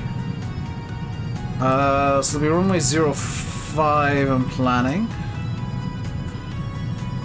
So I've actually got the ILS for 05. Is there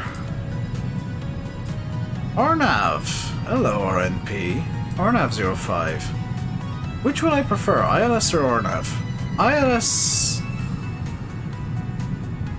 looks wonky. I think the RNAV from Linop would be perfect. And then if I look at the arrivals, our last waypoint is Deepos.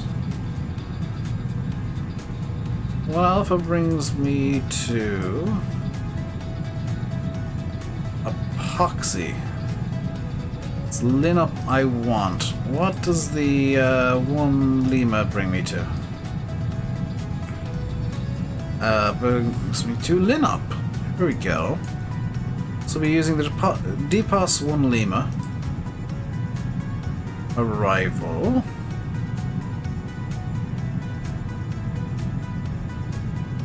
Yeah, Deepos 1 Lima.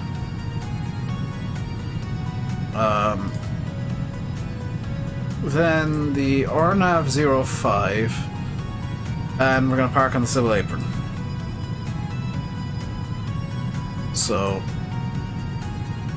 look here. Deepos, no restrictions, max 230, but flight level 40, TJ009. Perfect. Lineup itself, above 3000, max 230 knots. On the arrival, Lineup 3000 minimum, max 230 knots. Miller 3000, no speed restriction, but we'll want to be going slowly. Then runway 05 is as slow as possible and as low as possible. We've got 3 kilometers of runway to work with at an airport elevation of just under 1,000 feet. Hey, Steve. Yeah, airport elevation is about 1,000 feet, so I'll need to factor that in. Airport elevation is officially 148, but looking at the runway elevations is actually significantly higher. Mandatory altitude TJ501 is 3,000, and our minimums are going to be Scat Bravo 280. So references. Nope. Minimums are 280. Just plan this in. 280. Baro, hectopascals. Oh no, I don't want meter altitude, no.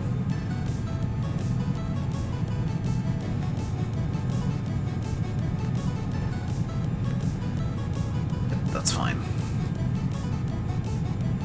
And radar does seemingly nothing. How's my day? My day's been good. I've been inside all day though. Not really a chance to enjoy the sun, which I'm kind of fine with. Hour 50 in the air now. Air temperature's minus 20, so let's get the anti-icing on because there is clearly some visible moisture going on outside in the form of clouds.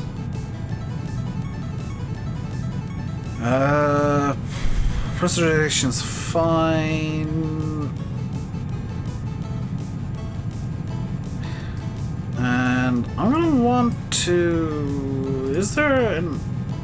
Gonna be a bit cheeky here. I want to just have an idea of how far away from the airport I am, so I'm gonna have a look at the ILS here. And 115.3. So Navrad. Nav1 is 115.3. And then I should, if I bring up not format DMEH, maybe it is format.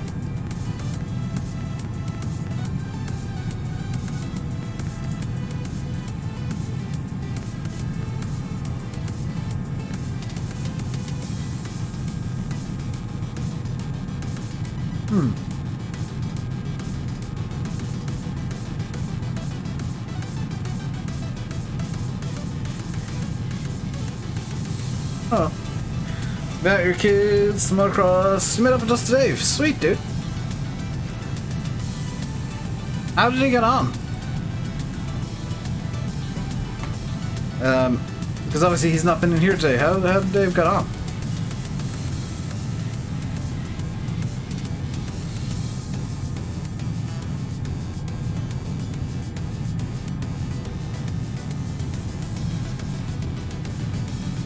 Because the Git won't put up any videos of his motocross.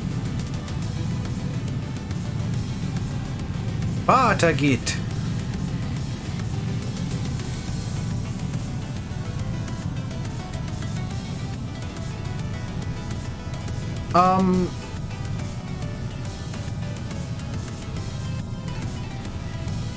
Why?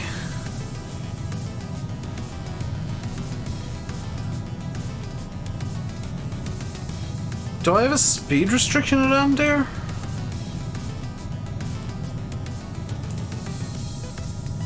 No.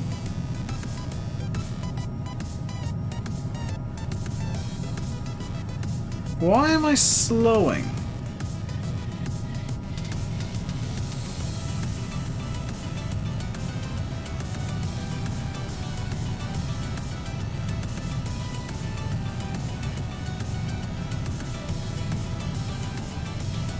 You're okay, loads of confusion today, your first time meeting him, great chap. Gives you permission. I'm sure he will give you permission. Why are we slowing here? I'm not entirely sure what's going on. Because nothing is telling me 248. Where is it getting 248 from?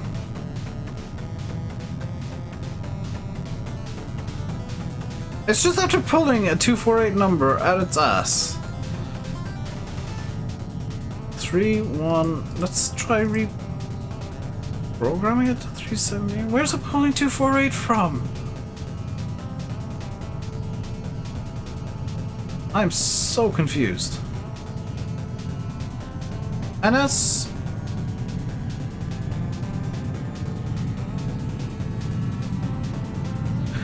Did it slow down to 248 knots just to cross the waypoint?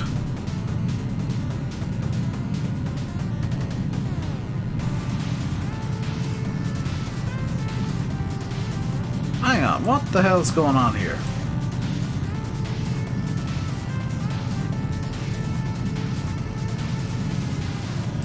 I'm so confused.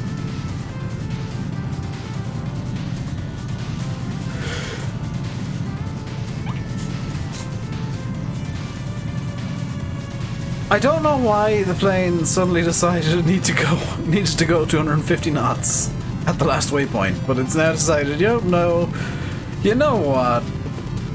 I'm feeling the speed that you told me to do again. I'm feeling it. I want to go the speed that you told me, but only in between the waypoints. At the waypoints now, I'm slowing down to whatever speed I feel like. When I in between, yeah, we can go 1,000,000 miles an hour, but once I get to the waypoints, we're slowing down to whatever speed I feel like. For no good reason. Weird plane. Shed a bit of light on the situation. The reason, by the way, that I keep this closed is you can see there are some reflections going on the windows. And if the curtains close, those reflections go away, so I'm just a bit cautious about this. 10, 9, 8, 7, 6, 5, 4, 3, 2. Ooh. No, I'm not gonna pop any breakers.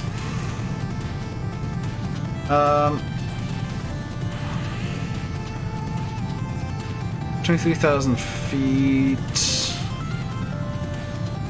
We're not going to be showing up in the arrivals chart yet, are we? Oh god, we are! Here we are!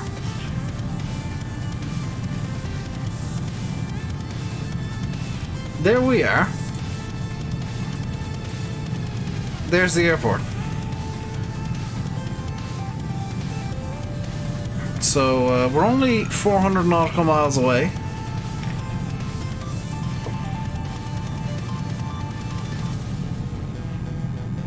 what I'm going to do is I'm going to get the ATIS, hopefully. To become 2. Foxtrot, Tango, Tango, Juliet, airport information. Tango 1700, Zulu, weather, wind 019, at 5, visibility 10,000, sky clear, temperature 39, dew point 10, QNH 1003. Advise on initial contact, you have information. Tango. I'm going to write this down because I'm going to need it when I land.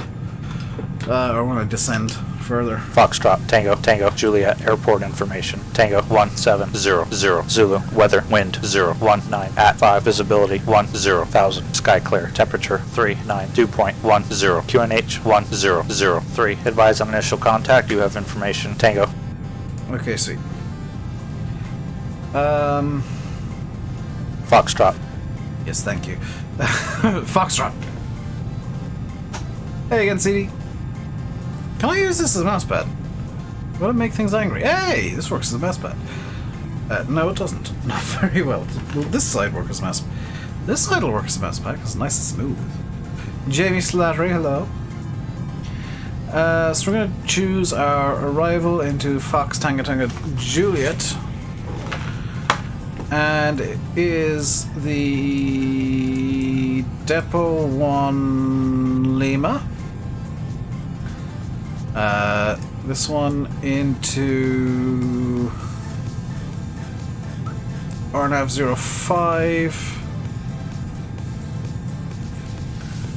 with the Lineup transition. We'll execute that. And new top of descent is 263 nautical miles away. New distance airport 439 nautical miles.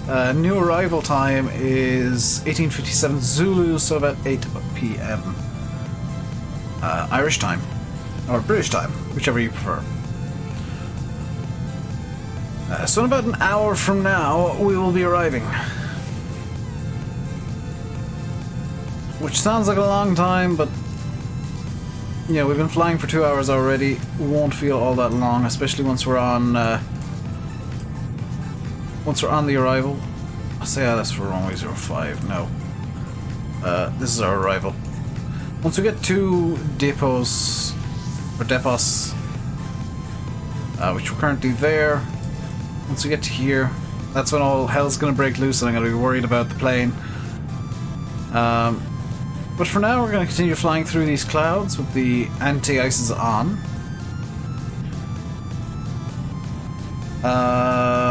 It's at this point that I'm going to manually arm the grounds. No. I'm not going to arm the spoilers yet.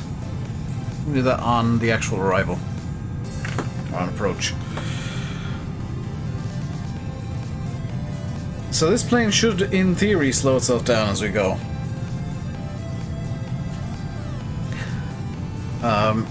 We got no traffic, no weather, and no terrain to worry about as such. We are just, yeah, we're the only plane within about 500 miles, 600 miles. Can you tell me something? Go ahead.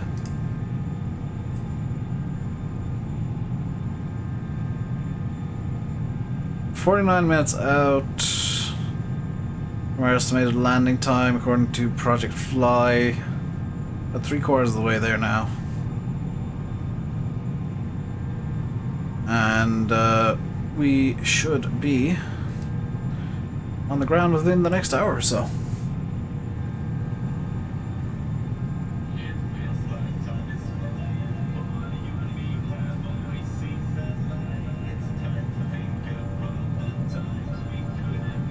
So I can actually do my 18,000 foot checklist right now. So our altimeters are not set yet, but they will be, so I'll just say yes. Fuel quantity balance is checked. Landing aviation confirmed. Anti-ice is as required. Exterior lights will be on. Landing data is posted. Landing briefing is complete. And the next one is 10,000 feet. APU as required. So APU off, coming through 10,000. Cabin signs will be on at 10,000. Left right hydraulic pumps will be on at 10,000 as well. Before landing gear down 3 green. Landing lights on. Clear to land. Flaps set. Cast checked. After landing, probes can come off. Windshield off. Anti-ice off. Flaps retracted. Lights, well, strobes off. Transponder standby. And then we should get a shutdown checklist. Chocks set, nozzle steering off, engine bleeds off, engine run switches off. Yeah, we'll have a lot of stuff to do after landing still. I'm a great streamer. I don't think I'm all that good as a streamer. I just kind of natter on incessantly. You look forward to my streams every day. I'm so genuine. I don't put on an act, if that's what you mean. I don't try and pretend I'm something I'm not. I just natter incessantly at people and hope they enjoy it. I'm not gonna pretend that I, think I'm God's gift to streaming or something. Just a dude that talks at his computer. There you go, Enunciator just said as well. So we're not going to see the airport until quite late in our arrival. It took quite a while. We're still 405 nautical miles away. 115 from Senok. 196 from Deadhull. 228 till top of descent, which is nice. And what's the RNAV arrival? Mandatory 3,000. So I'm going to set 3,000 as our altitude.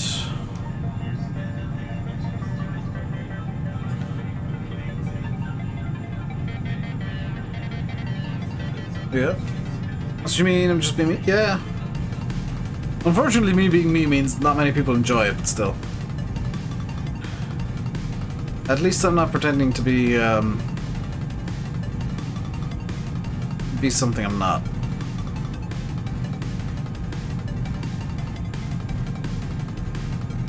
I don't know how to ident in this plane, I've just realized.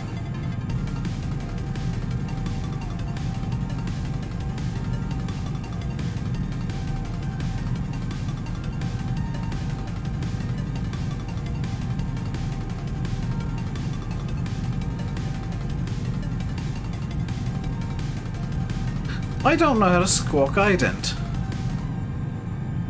That's a problem.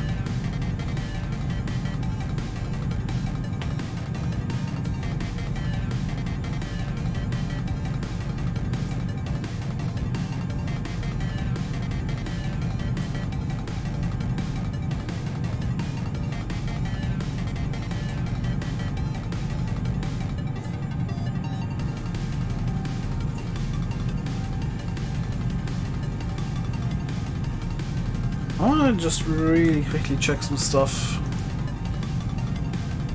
in behind the X-plane window, so just bear with. Ooh, Soviet Womble video. Nice. I'll watch that after the stream.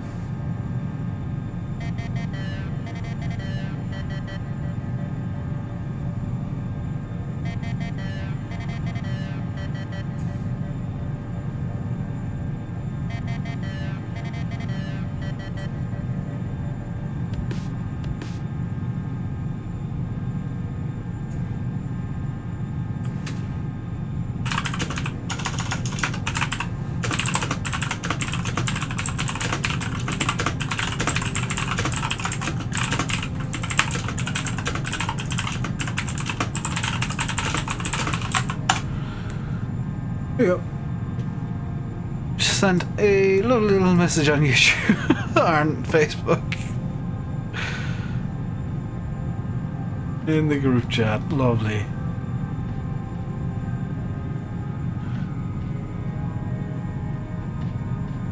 Yeah. Gotta love people who just... I'm gonna whine a bit here, so I apologize in advance. I love people who just leave negative comments on literally everything because they don't like a game, but they're still willing to watch the videos of the game. not going to name names here, but there's one person in particular that there's a group chat on Facebook with a bunch of us, and the amount of times that this person has come up in conversation, I've lost count, and it's always like, will they ever just go away?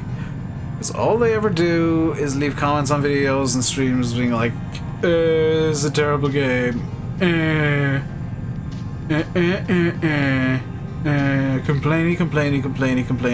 It's like, go away. Get blocked, yo.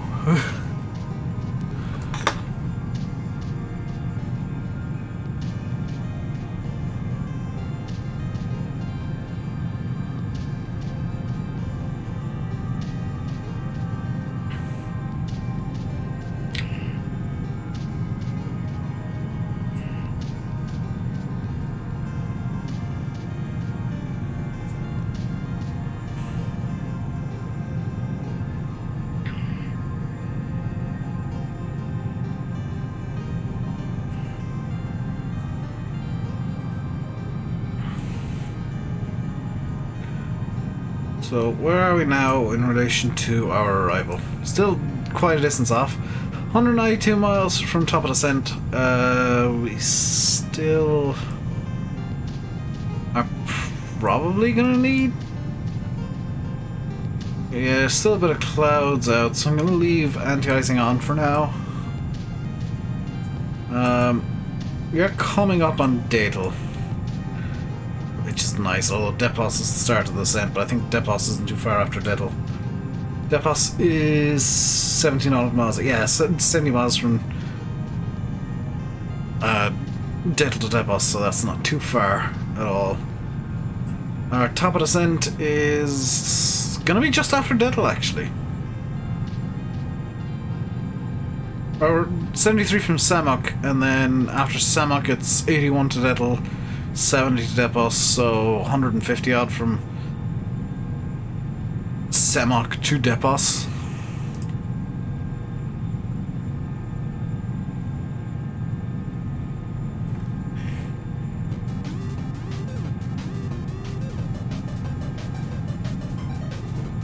And I'm presuming our estimated arrival time is still around 1900 Zulu. Which I can't readily see comically because Fly only shows that on the streams. 1850 Zulu. But that's without taking the arrival into account, so it'll probably be a small bit longer than that.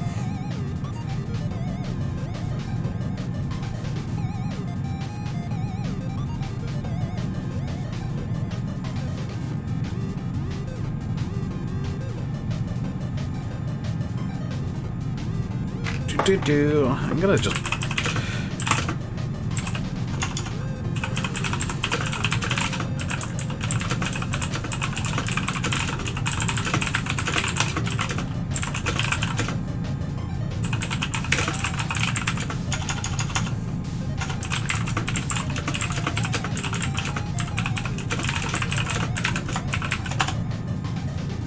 Here you go. It's affecting me. It's not affecting me, it just annoys me.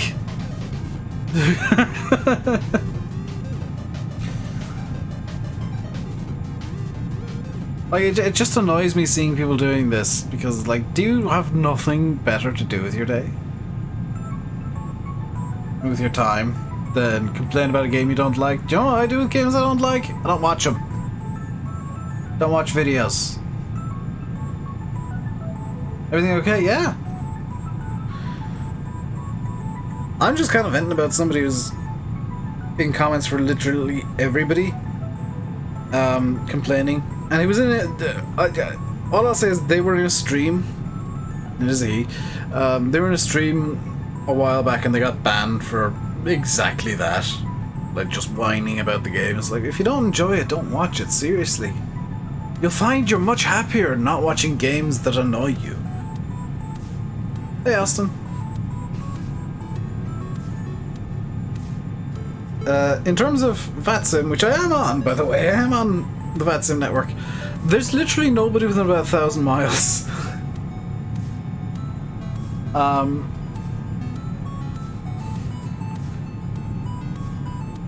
But I will actually probably keep the rest of this tour on VATSIM now.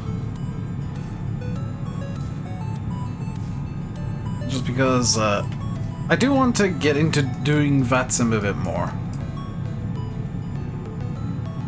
So I might have some ATC at some point, and hopefully I can vaguely understand them, because the VATSIM is memes. Probably not over Africa, but probably when we get back over to Europe, we'll have some ATC. Most likely actually over Germany-ish?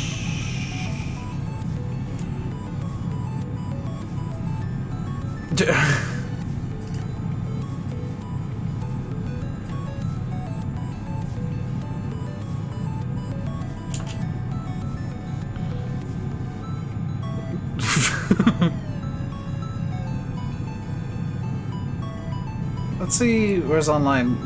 Germany is kind of online. Oh, that's Poland. Whoops. Germany's not online. Switzerland is. Bits of, yeah, Geneva, Vienna, bits of Austria. Wait, Vienna's over here. Oh, okay, yeah. Warsaw is. So yeah, I'll get some ATC in time.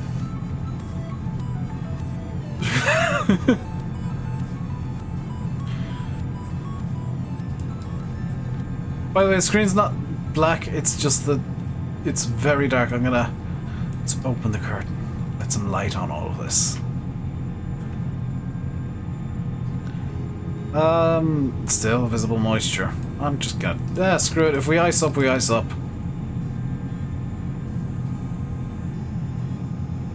I'm enjoying, by the way, that we're cruising at 317 knots at 74% engine power.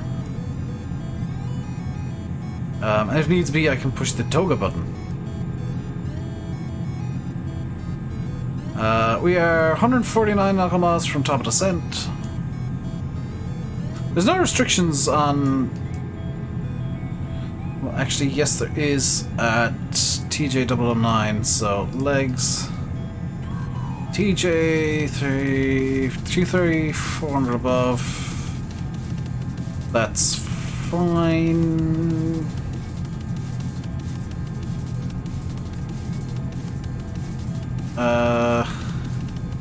Lit up is 233,000 above. Millera is 3,000. That is non-mandatory. TJ501 is mandatory 3,000. So I'll just hit /3000.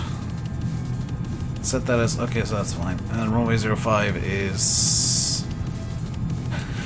Runway 05 is not an elevation of 1,018 feet. Runway 05 is 968.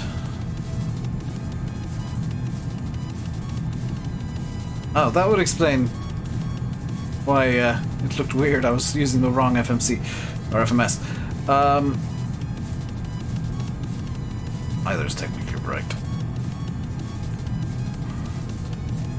Landing altitude needs to change to 950-ish.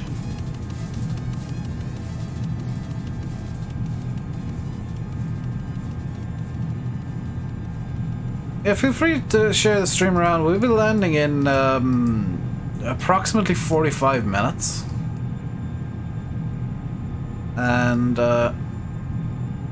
this is unfortunately one of the more boring bits of the flight, where we're just kind of cruising along at a relatively low altitude, 23,000 feet. It's dark outside now because the sun's set.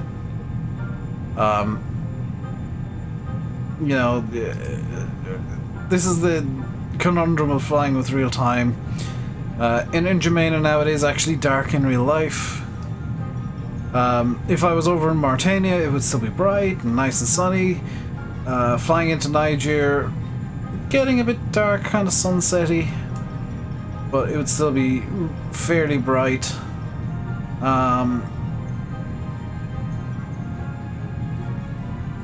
Yeah, as we're leaving here, we're going to, I think, Algeria next, is it? Or is it Niger next? me just check my tour plan. No, it is Niger next. So yeah, Niger will be landing at kind of sunset. Burkina Faso, assuming the days stay exactly the same length as they are today, will be just before sunset. Mali will be in lovely bright sunshine. Western Sahara is going to be perfectly fine as well. Which technically is under... Oh, that's a thing. That's going to be under... yeah, that's... GML... Or Gulf Mike Lima, whatever.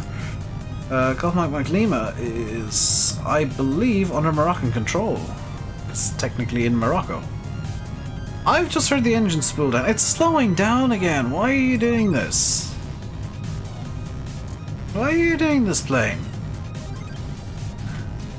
Are we arriving at another waypoint? Is this what's happening? Yes, we're arriving at Semoc and the plane's decided, now I need to slow down a bit. We're going to slow down to exactly 248 knots for this waypoint and then speed back up to 317 to continue onwards.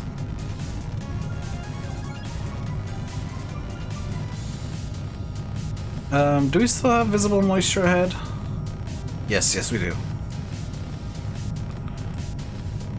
I'd probably be better off just turning off the cabin lights instead of faffing about with the curtain.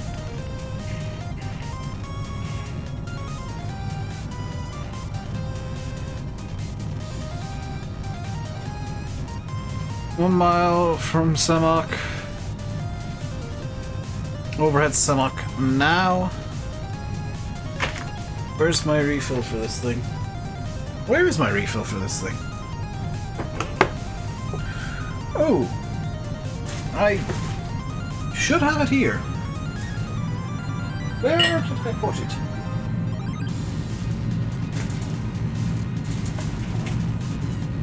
I'll just grab one of my spares for now. I'll leave the label on so that I know that it's not an active one.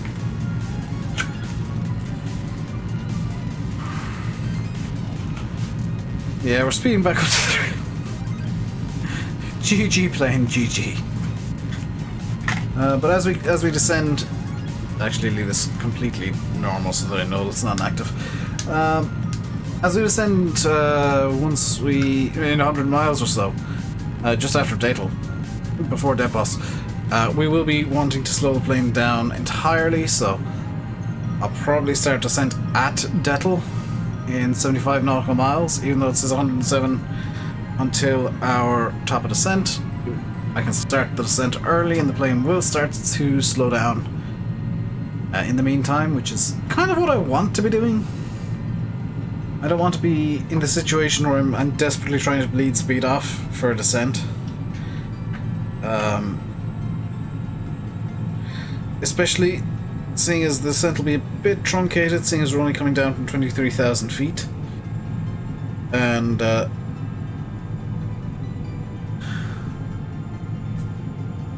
it's not going to be entirely what I'm used to.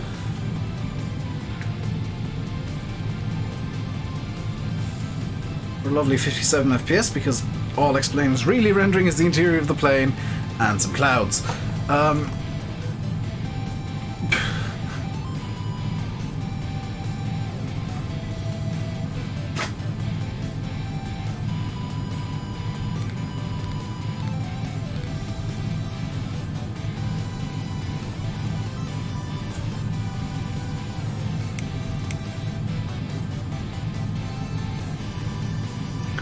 The pressure's good. Fuel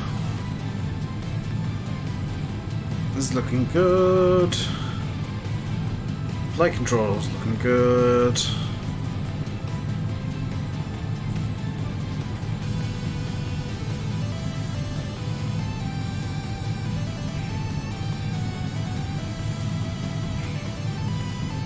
Let's do that on fuel.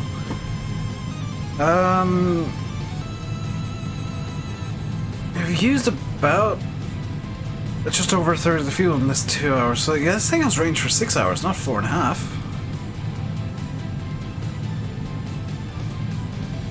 In theory, it could make it to Hawaii. Although I am tempted.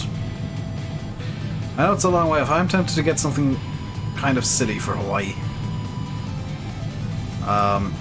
What's on the store that I could get? No, that's the spaceflight launch schedule. X-Plane, forums, org store.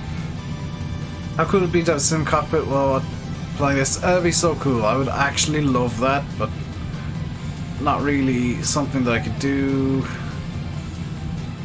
all that well.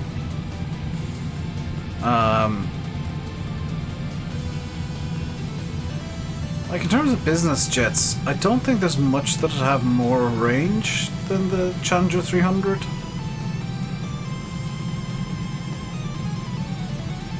Maybe this? Oh no, no, not by them, no. The Citation 2 maybe?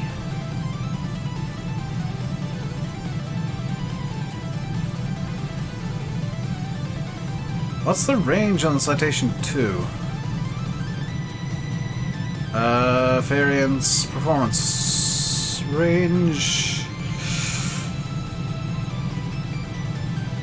is not what I need. Okay. Citation 2 does not have the range.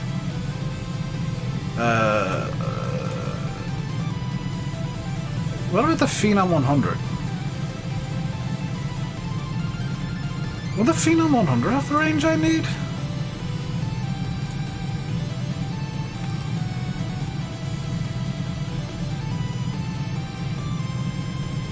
Range.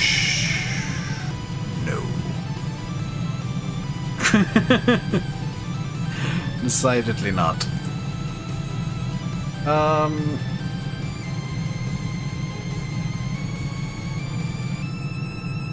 Going a bit silly.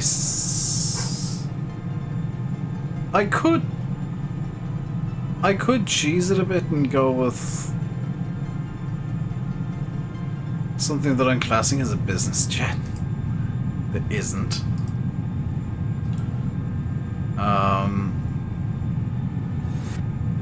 What's the range on this one? What's the flight data for this? Be nice to me, Wikipedia. Engines, max fuel, length, range. Nowhere near enough. What about...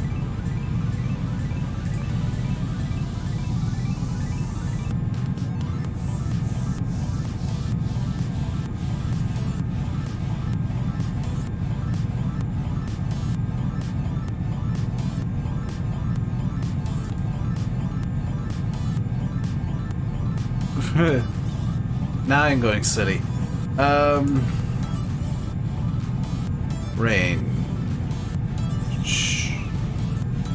Nah, it's not got the range. Oh, maybe it does. What's the length of those legs?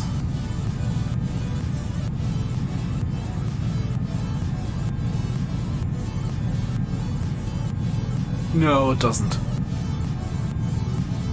So what about...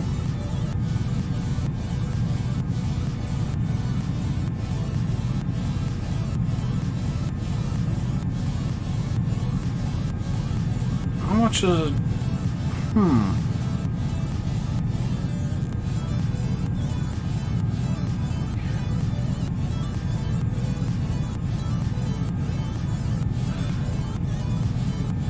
We'll get it one day. I'm not too interested in having a sim cockpit, honestly.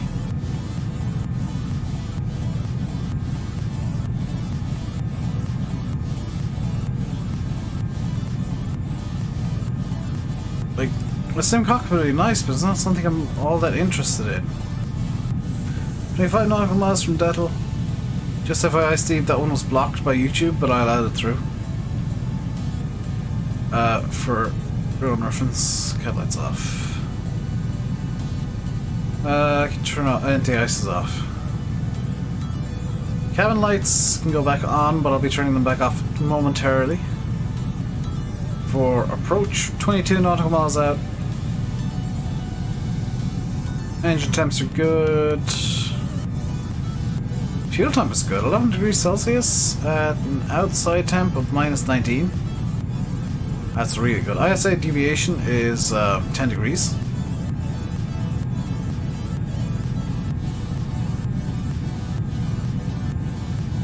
And it is for now just a case of chilling out and relaxing and maxing all cool and all shooting some b-ball outside of school till a couple of guys who are to no good started making trouble in my neighborhood. I got in one little fight and my mom got scared. She said, "You're moving with your auntie and uncle in Bel Air." No. Do I want to descend now? We're 50 miles away. That's too far. I mean, I've got everything set up to descend. I'm going to start slowing in a minute as well. In fact, I'll want to cruise at 250 now.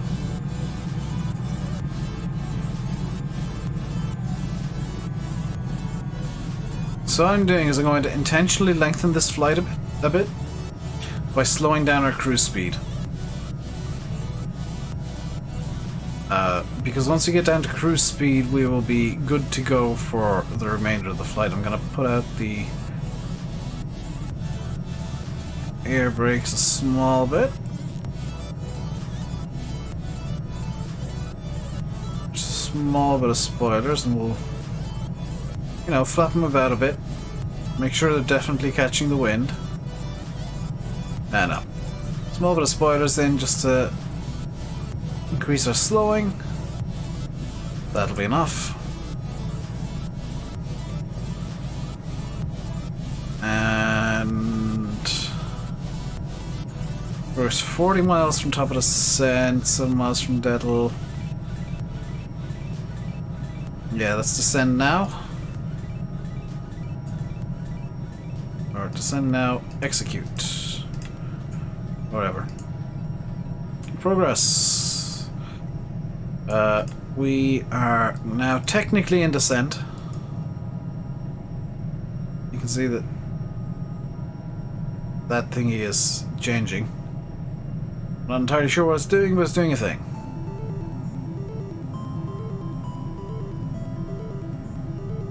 That's hardly our trim.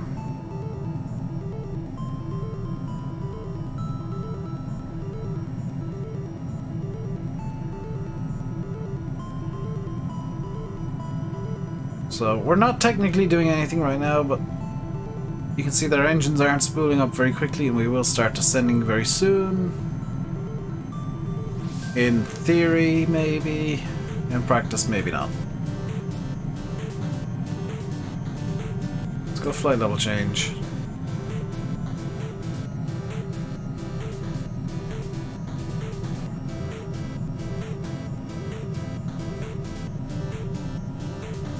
For some reason it's reselected 23,000.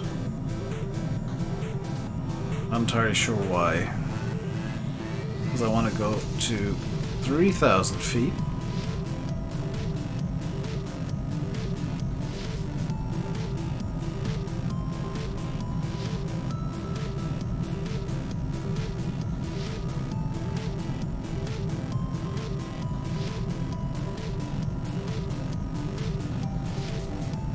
And we're now making the turn onto Depos, which is the start of our actual arrival. Well, I want our descent to be speed altitude limit 230, 10,000, just so that it works correctly. Transition flight level 060. Once we see 6,000 feet there, we'll be inputting 1003 into our altimeter. Here's where business picks up a bit. I'm not entirely sure why the plane isn't descending.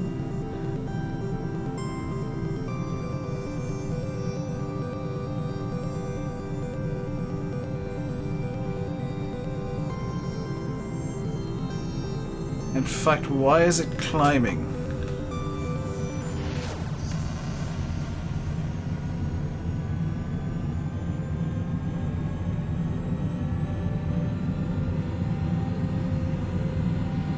I'm not entirely sure what's going on right now. I'm gonna be honest.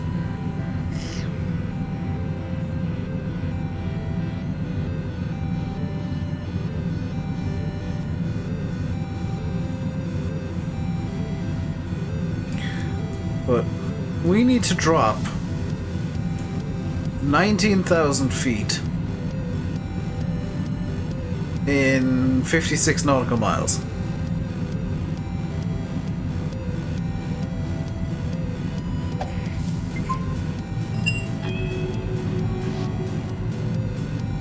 Thank you, Steve, for the 578. And for some reason, well, I'm going to show you guys something. You just heard the notification there for Steve's donation. But if I go to Streamlabs, right? I'm going to do this the old-fashioned way and actually log into the website, because I want to show you something really funny. If I go to widgets and then the alert box. No, I just need to go to the dashboard. If I replay that very same donation of £5, Oh, hi, thanks for checking in. I'm still a piece of garbage. it's a completely different notification, and I have no idea why it plays one but not the other. That second one is the one you're supposed to be hearing and seeing. I don't know why it's playing the old one still.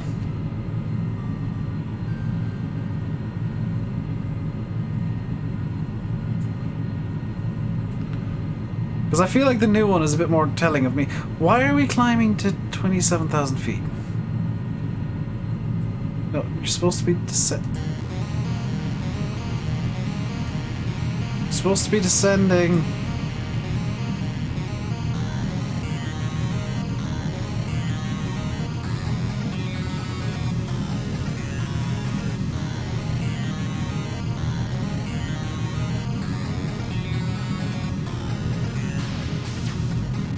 We're 9 miles from top of descent, and the plane's intent on doing a 1,600 feet per minute climb. 8 miles from top of descent, still in the climb.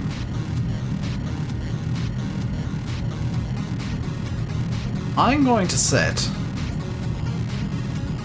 TJ009 as 230 and a 4,000 limit.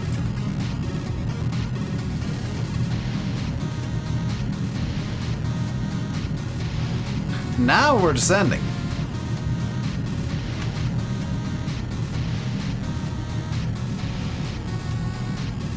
Seatbelt light can come on again. And let's just get some extra lights on here.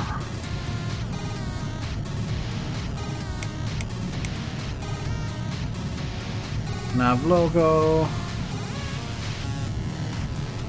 We'll idle this down because it's gonna want to descend hilariously quickly.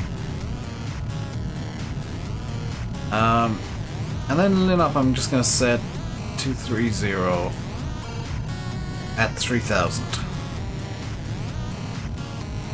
230 at 3,000 for Milra as well.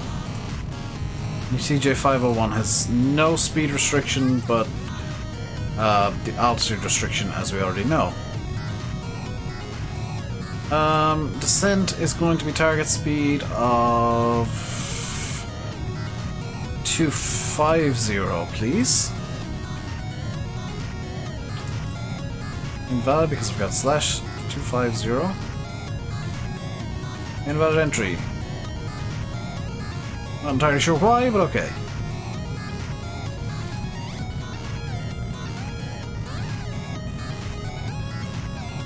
Wonder if it's to do with the mounts. It shouldn't be. I think it's something to do with stream labels screwing up. Like, what happens if I replay through stream labels? Absolutely nothing. Why is that the case?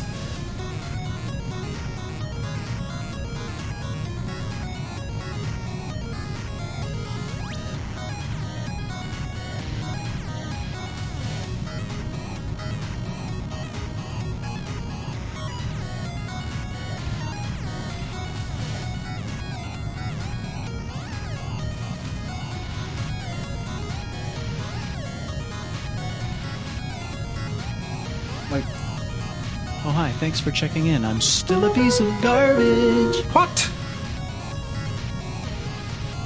Okay.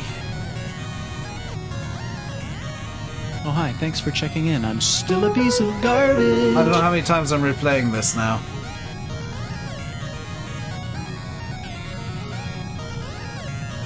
Oh, hi, thanks for checking in. I've done a stupid thing.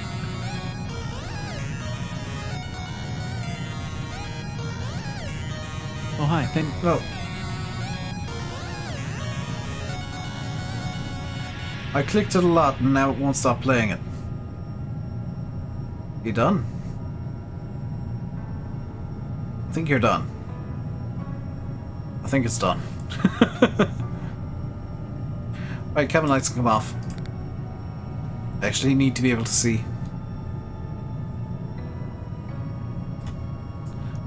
We're arriving, or beginning the arrival now, 2 hours 39 minutes in. And the aim is just to keep this plane as slow as I can get it.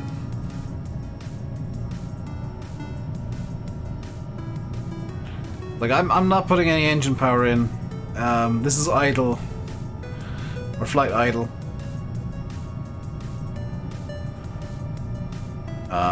We're using as little fuel as possible.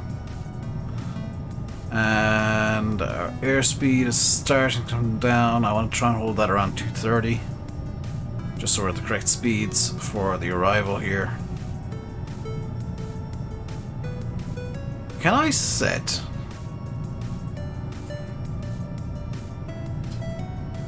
$230. Okay, 230. No entry allowed. Okay, I'm not allowed to edit the actual waypoint, the active waypoint. That's fine.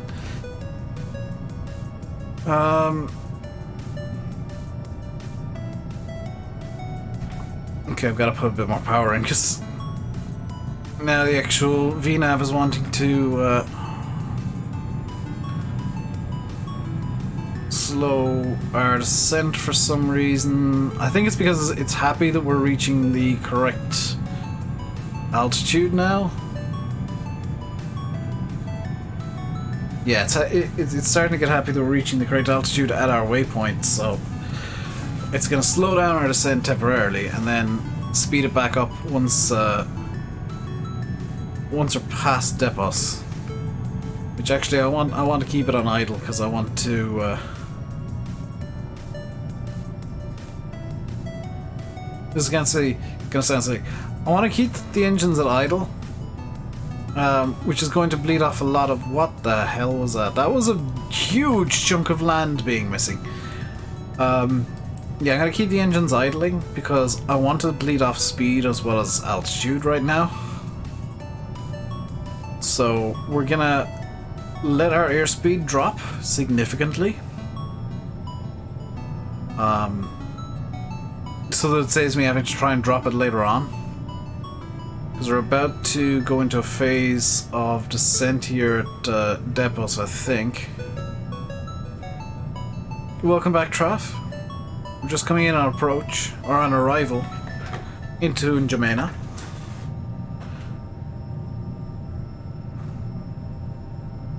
Doing stuff, you have the stream sound off. Fair enough. We're coming into the arrival now. The Depot's 1 Lima arrival.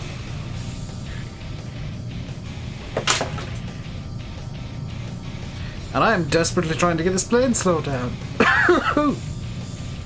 Desperately trying to get this plane slowed down. Because I need to be at 230 knots. We got a speed restriction TJ009 of 230 knots. Flight level 4, 040 or above. And yes, as soon as we started that second descent, the oh, idiot brakes come out, come on.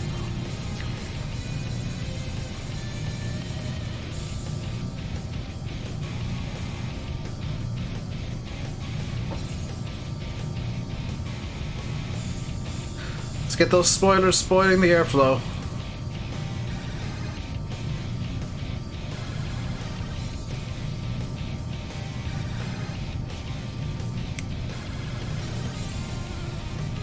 get this thing fully lit up. We're descending to an altitude, which means we need to change the altimeter to 1003. Verify altimeter is correct.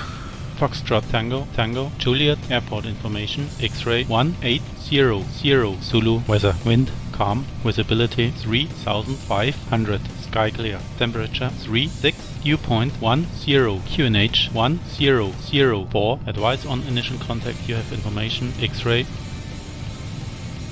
Okay. QNH set, cross-checked. Foxtrot 1004 coming through 69.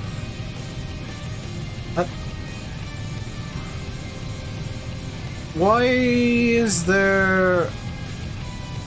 Why are the altimeters disagreeing?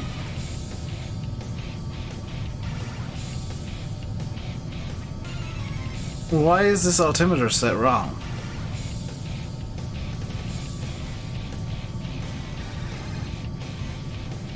I don't know what the barrow on this altimeter actually is.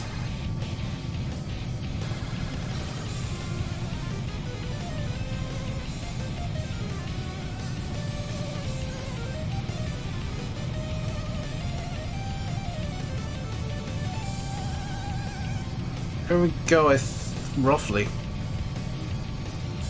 That's kind of stupid that altimeter doesn't have a separate setting.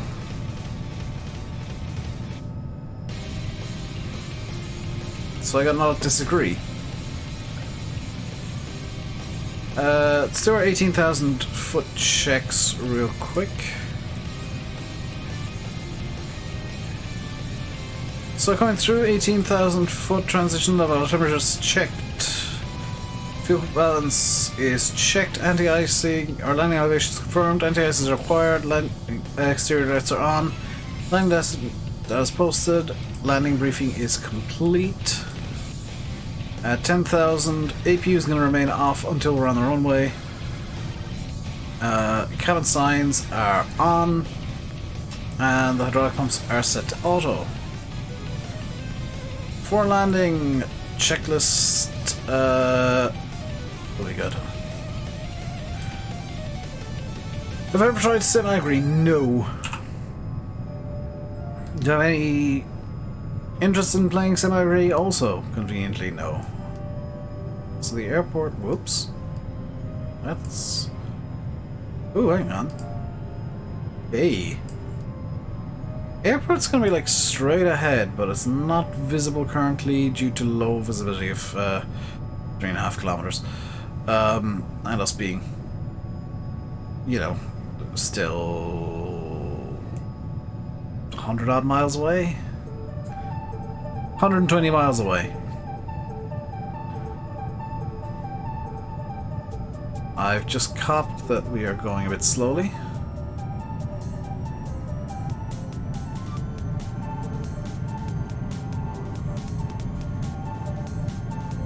So let's get our speed climbing up again.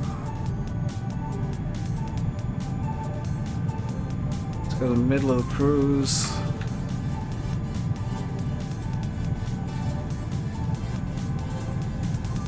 Wanna be at 230 knots here.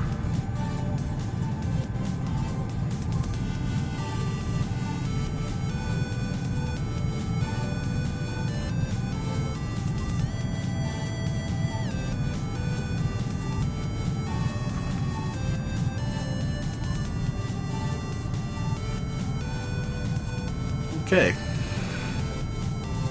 Whoa! That was a very sudden gust of wind. That was wind shear right there.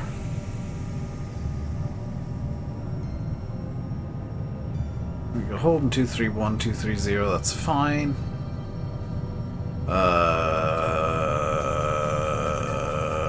Everything looks good so far.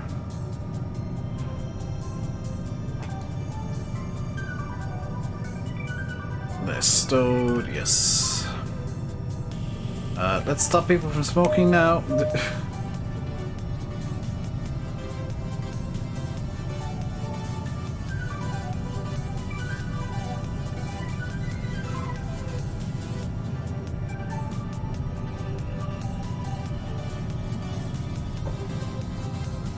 Cabin altitude's only a few hundred feet now, which is good. And we're coming down to 4,000 feet on this descent.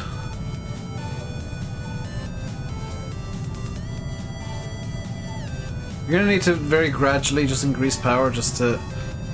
Because as you'll notice, as we go down further into thicker air, you'll see our airspeed dropping slowly. As the airspeed drops, we need just the tiniest bit more power to maintain the same speed. But we are about ready. Max 230, flight level 40, we're at 230. Slightly concerned about our rate of descent here because it is starting to increase again.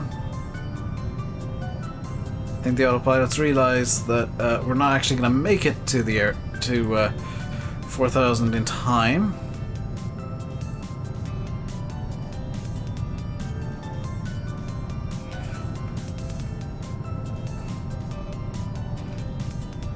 Although it is looking like we will, just.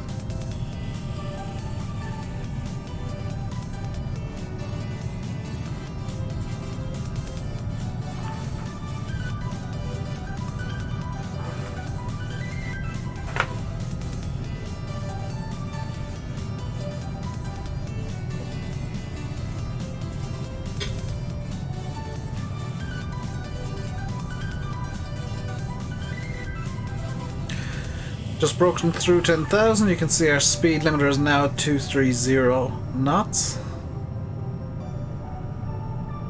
1850 Zulu currently. I'm sure that Project Fly is now sufficiently confused at saying we should be arriving at about 8 o'clock. Bang on the time that I had estimated about an hour ago. Because we still have the remainder of this approach and then the actual, or the remainder of the arrival and then the RNAV approach, during which we will be slowing further. But I do have manual control over throttles, I think. Nope, the auto throttle's in control there, that's fine.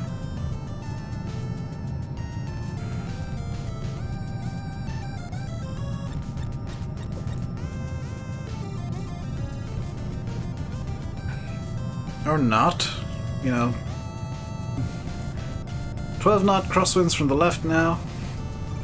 Wind on the ground is calm, so we shouldn't have any issues there.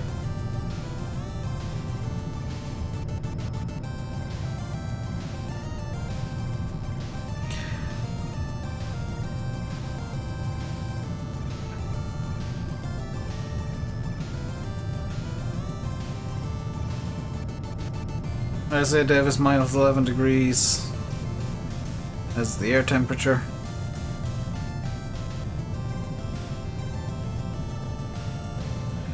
That I think is the airport there. Or just a really bright star, one of the two.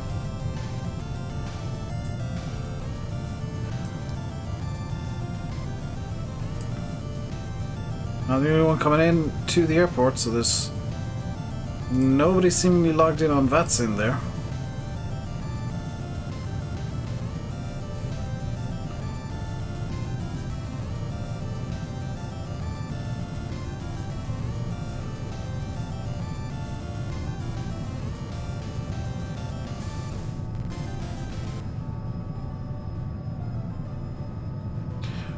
There is our approach there.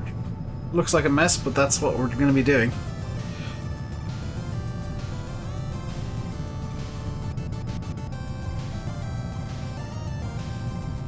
It's a max of 230, isn't it? Yeah, so fine being under it.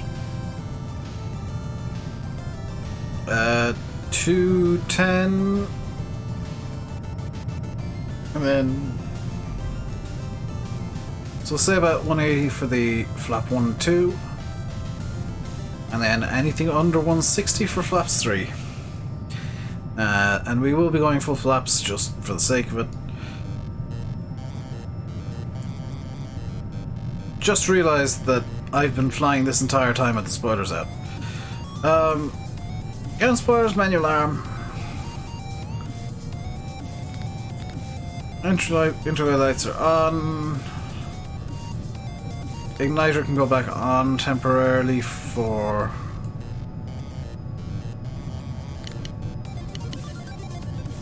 our descent and landing. Crossbleed can go on. Right engine bleed can go on even. Crossbleed on. Bus tie can stay off, I guess. All lights are on. Spoilers are ready and configured for landing. We are good to continue this approach.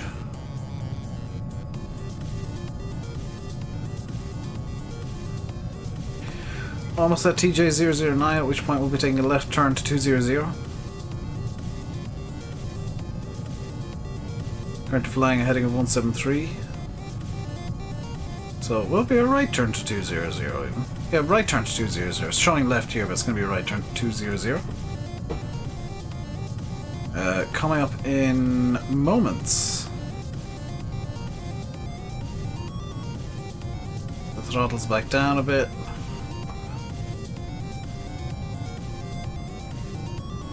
I can close cross, but I don't need it actually. Cabin altitude is 84 feet. We are good to land, roughly speaking.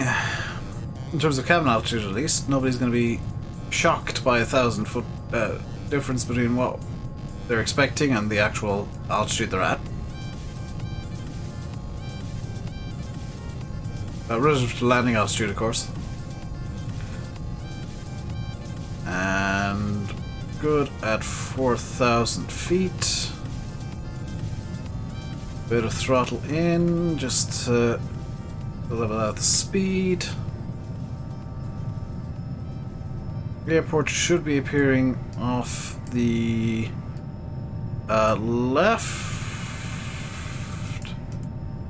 hand side of the plane. Question? Yes, the left hand side of the plane soonish. Slightly concerning that we're not seeing it yet. Feel free to talk in chat, guys. I know there's 10 of you here, but doesn't mean it needs to be deathly silent. I think that might be the airport, but it looks a bit weird. So I'm gonna say it's probably not. Hey, Lancy! 230 knots, flight level 040. And we're staying there until... Hang on, we should be at 3,000 by Mora? Why is it quite happy to keep us at 4,000? We should have been 3,000. Where's Linop? Where's Linop?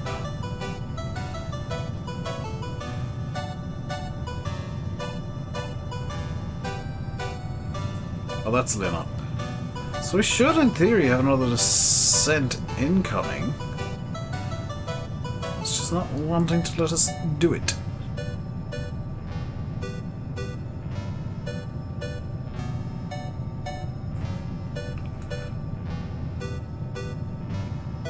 There we go. Ever tried Simagri? No. I've heard of it, but I've never tried it.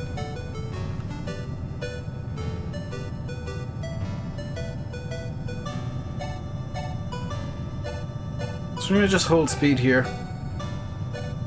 45% M1 seems to be good for 230 knots.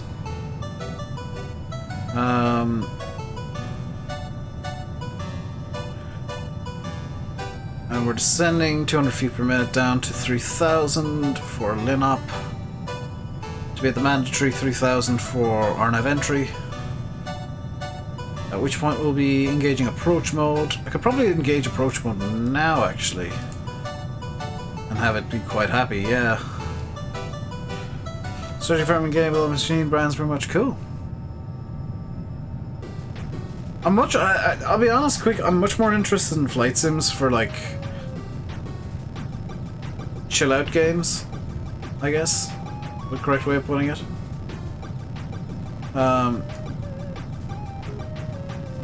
go. The airport should be off to the left. It's still not visible. Slightly concerning. Hayden, hello! How are you today, Hayden? I remembered to put the gear up.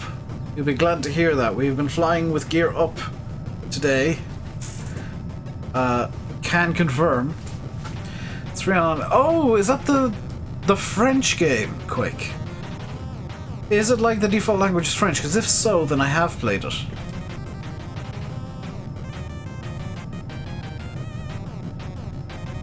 Got the Cessna 177. Jack! Good... Googly moogly. What the hell? Thank you. For the £50 super chat.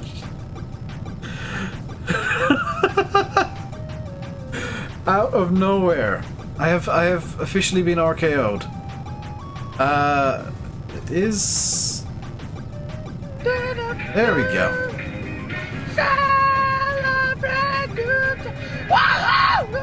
Long time no see indeed, dude. Nice to see you around again. During one of the most chill streams I do. Even though I am technically Hayden, I am on VATSIM. Granted, there's never ATC online in Jamena, but I'm on VATSIM. 3 hours into the flight now. Just approaching 3,000 feet. Slightly fast, so just throttle back some of it.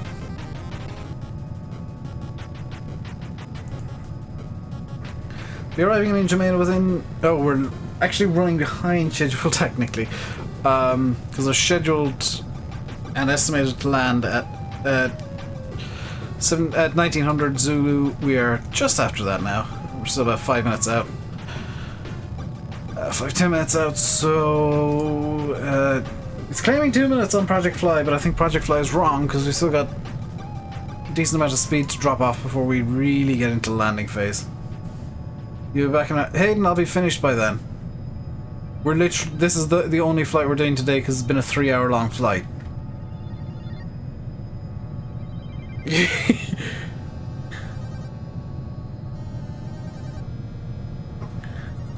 This was always intended to be a one-flight stream because I knew it'd be a few hours. I wasn't gonna try and squeak a second flight in because the next flight's gonna be another hour and a bit. Even a holy cow! Is this like flight sim? This is the flight sim that Matt plays, Jack. This is X-Plane. It's the same one that Matt chills out in. I'm just flying a plane that he never does because I bought it last week, and he's too cheap to buy anything that is not Zebo, or to use anything that's not Zebo.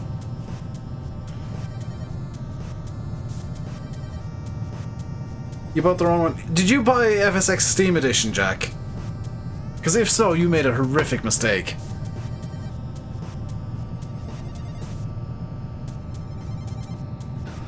The guys behind FSX Steam Edition are money-grabbing... Let you finish that sentence yourself. Yeah. Guys behind FSX Steam Edition just want money, money, and more money. They don't actually care about quality. They're the same guys behind Train Sims. They're like Train Sim, Train Sim World, Dovetail. Do not care for them one bit. Hey, Nathan. It's rare that I'll completely rip on devs. Because I know the value of getting free games. But, yeah, Dovetail... Ugh. Yeah, it's usually, Jack, it's usually in the Steam sales, and that's when I'd advise to get it. You're gonna get value for money if you get it, like, outside of a Steam sale, for sure, but... you're definitely... like, gonna get a lot more value in a Steam sale. Because they usually knock, like, 30-40% off the price. So now we're onto this card of the chart. 5 nautical miles, and then we're to Milra, which is mandatory 3,000. After that we are basically altitude and speed at our discretion. We're actually technically speed at our discretion now, just above or below 230.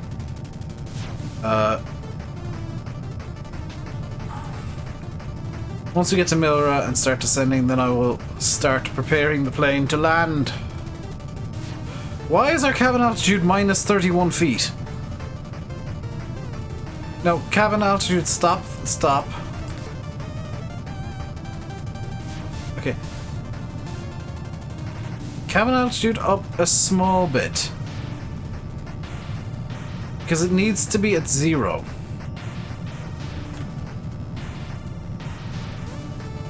Oh. GG.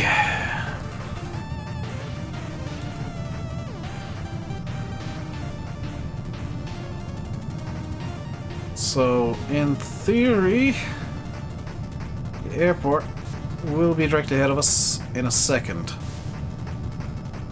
In practice, I'm not so sure that's going to be the case. I'm not seeing an airport, which is mildly concerning.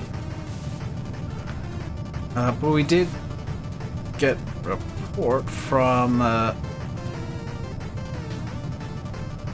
Okay, now we start slowing, because we're now... Well, CG501 is mandatory 2000, we're almost there, so yeah, let's start to slow. And at 180 knots over here, we're going to start deploying our flaps.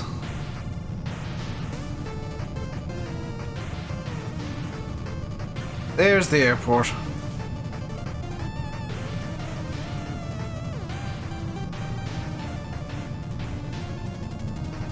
Semi-agrees French one. I thought as much, quick.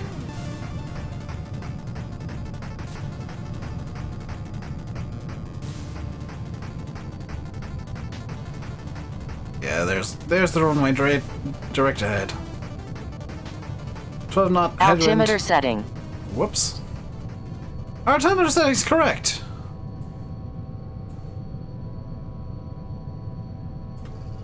They complained about altimeter setting for some reason, even though it's correct.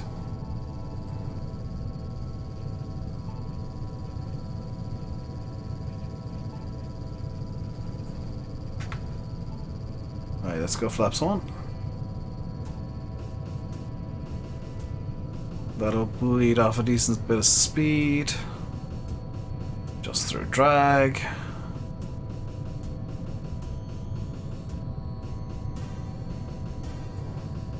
And flaps 2.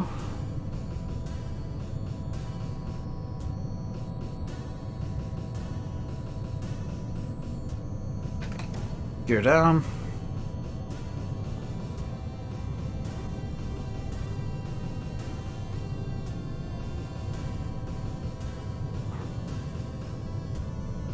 Gear down 3 green.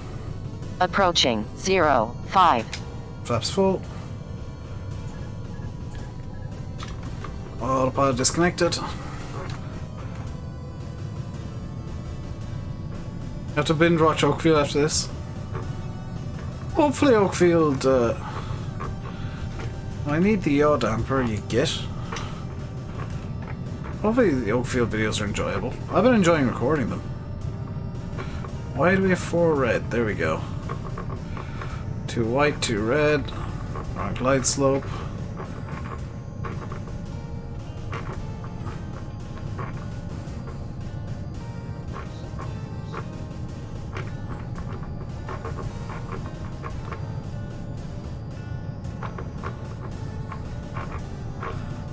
Our landing lights don't appear to be working. There we go, there's the landing lights. 50, 40, 30, 20, 10. And why are we... Long landing. Yes, Long I'm landing. aware. There we go. 2,100 meters remaining.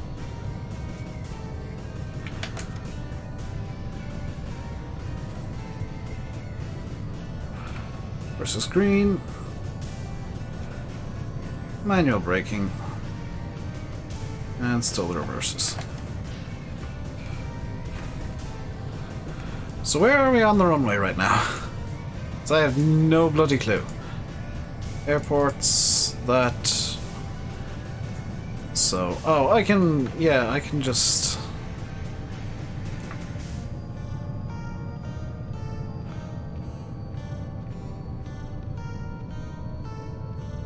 to a manual turn here. On runway 23. Yes, I'm aware I'm on runway 23, thank you. And ground spoilers can go to auto, I guess.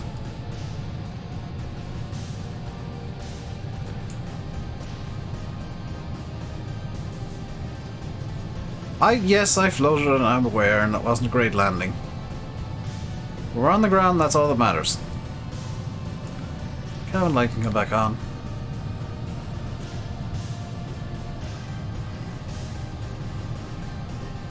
And landing light can come off. I turned way too far there.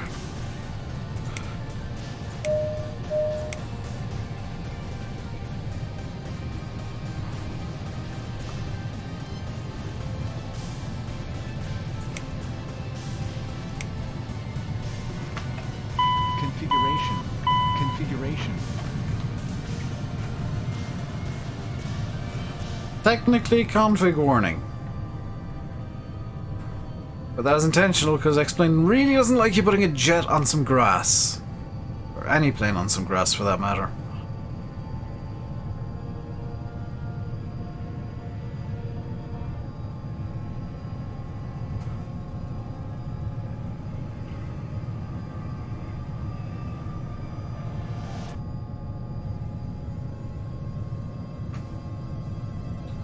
Let's taxi into... I guess we'll use this parking position here.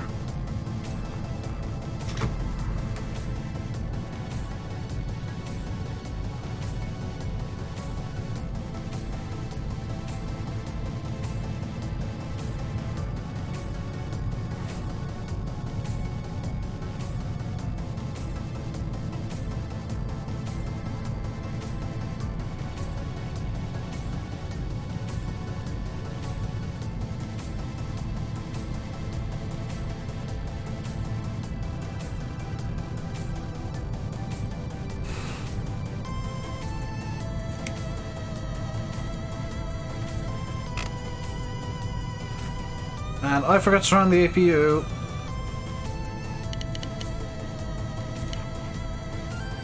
Just gotta wait for the APU to come online. APU gen is on, APU bleed is on. Engines can come off, bus tie is on. And with that, we can turn off these. And go to the external view, which hopefully will give us some visibility over this. Yes, just enough. And we can open the passenger door. And the car, and the baggage door as well.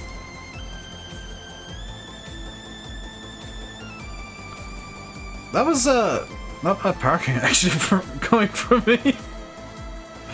I'm actually on the line. Not perfectly centered, but I'm on the line. Well, that is another successful flight. What does Project Fly reckon my landing rate was? 144. That wasn't actually as bad according to Project Fly. I mean, minus 200 isn't bad, but minus 144 is significantly better.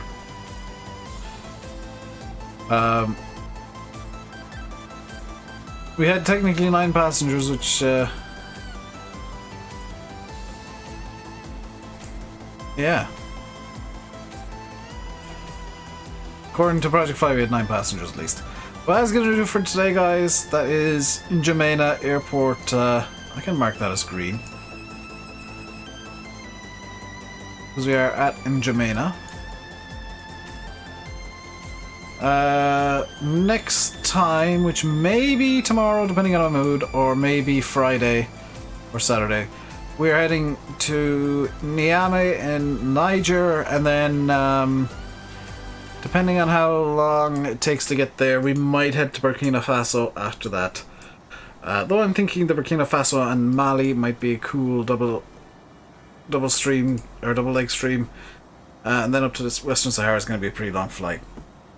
Hope you enjoyed the stream today. I'll be back tomorrow with either X-Plane or Farm Sim. Until then, stay safe and goodbye.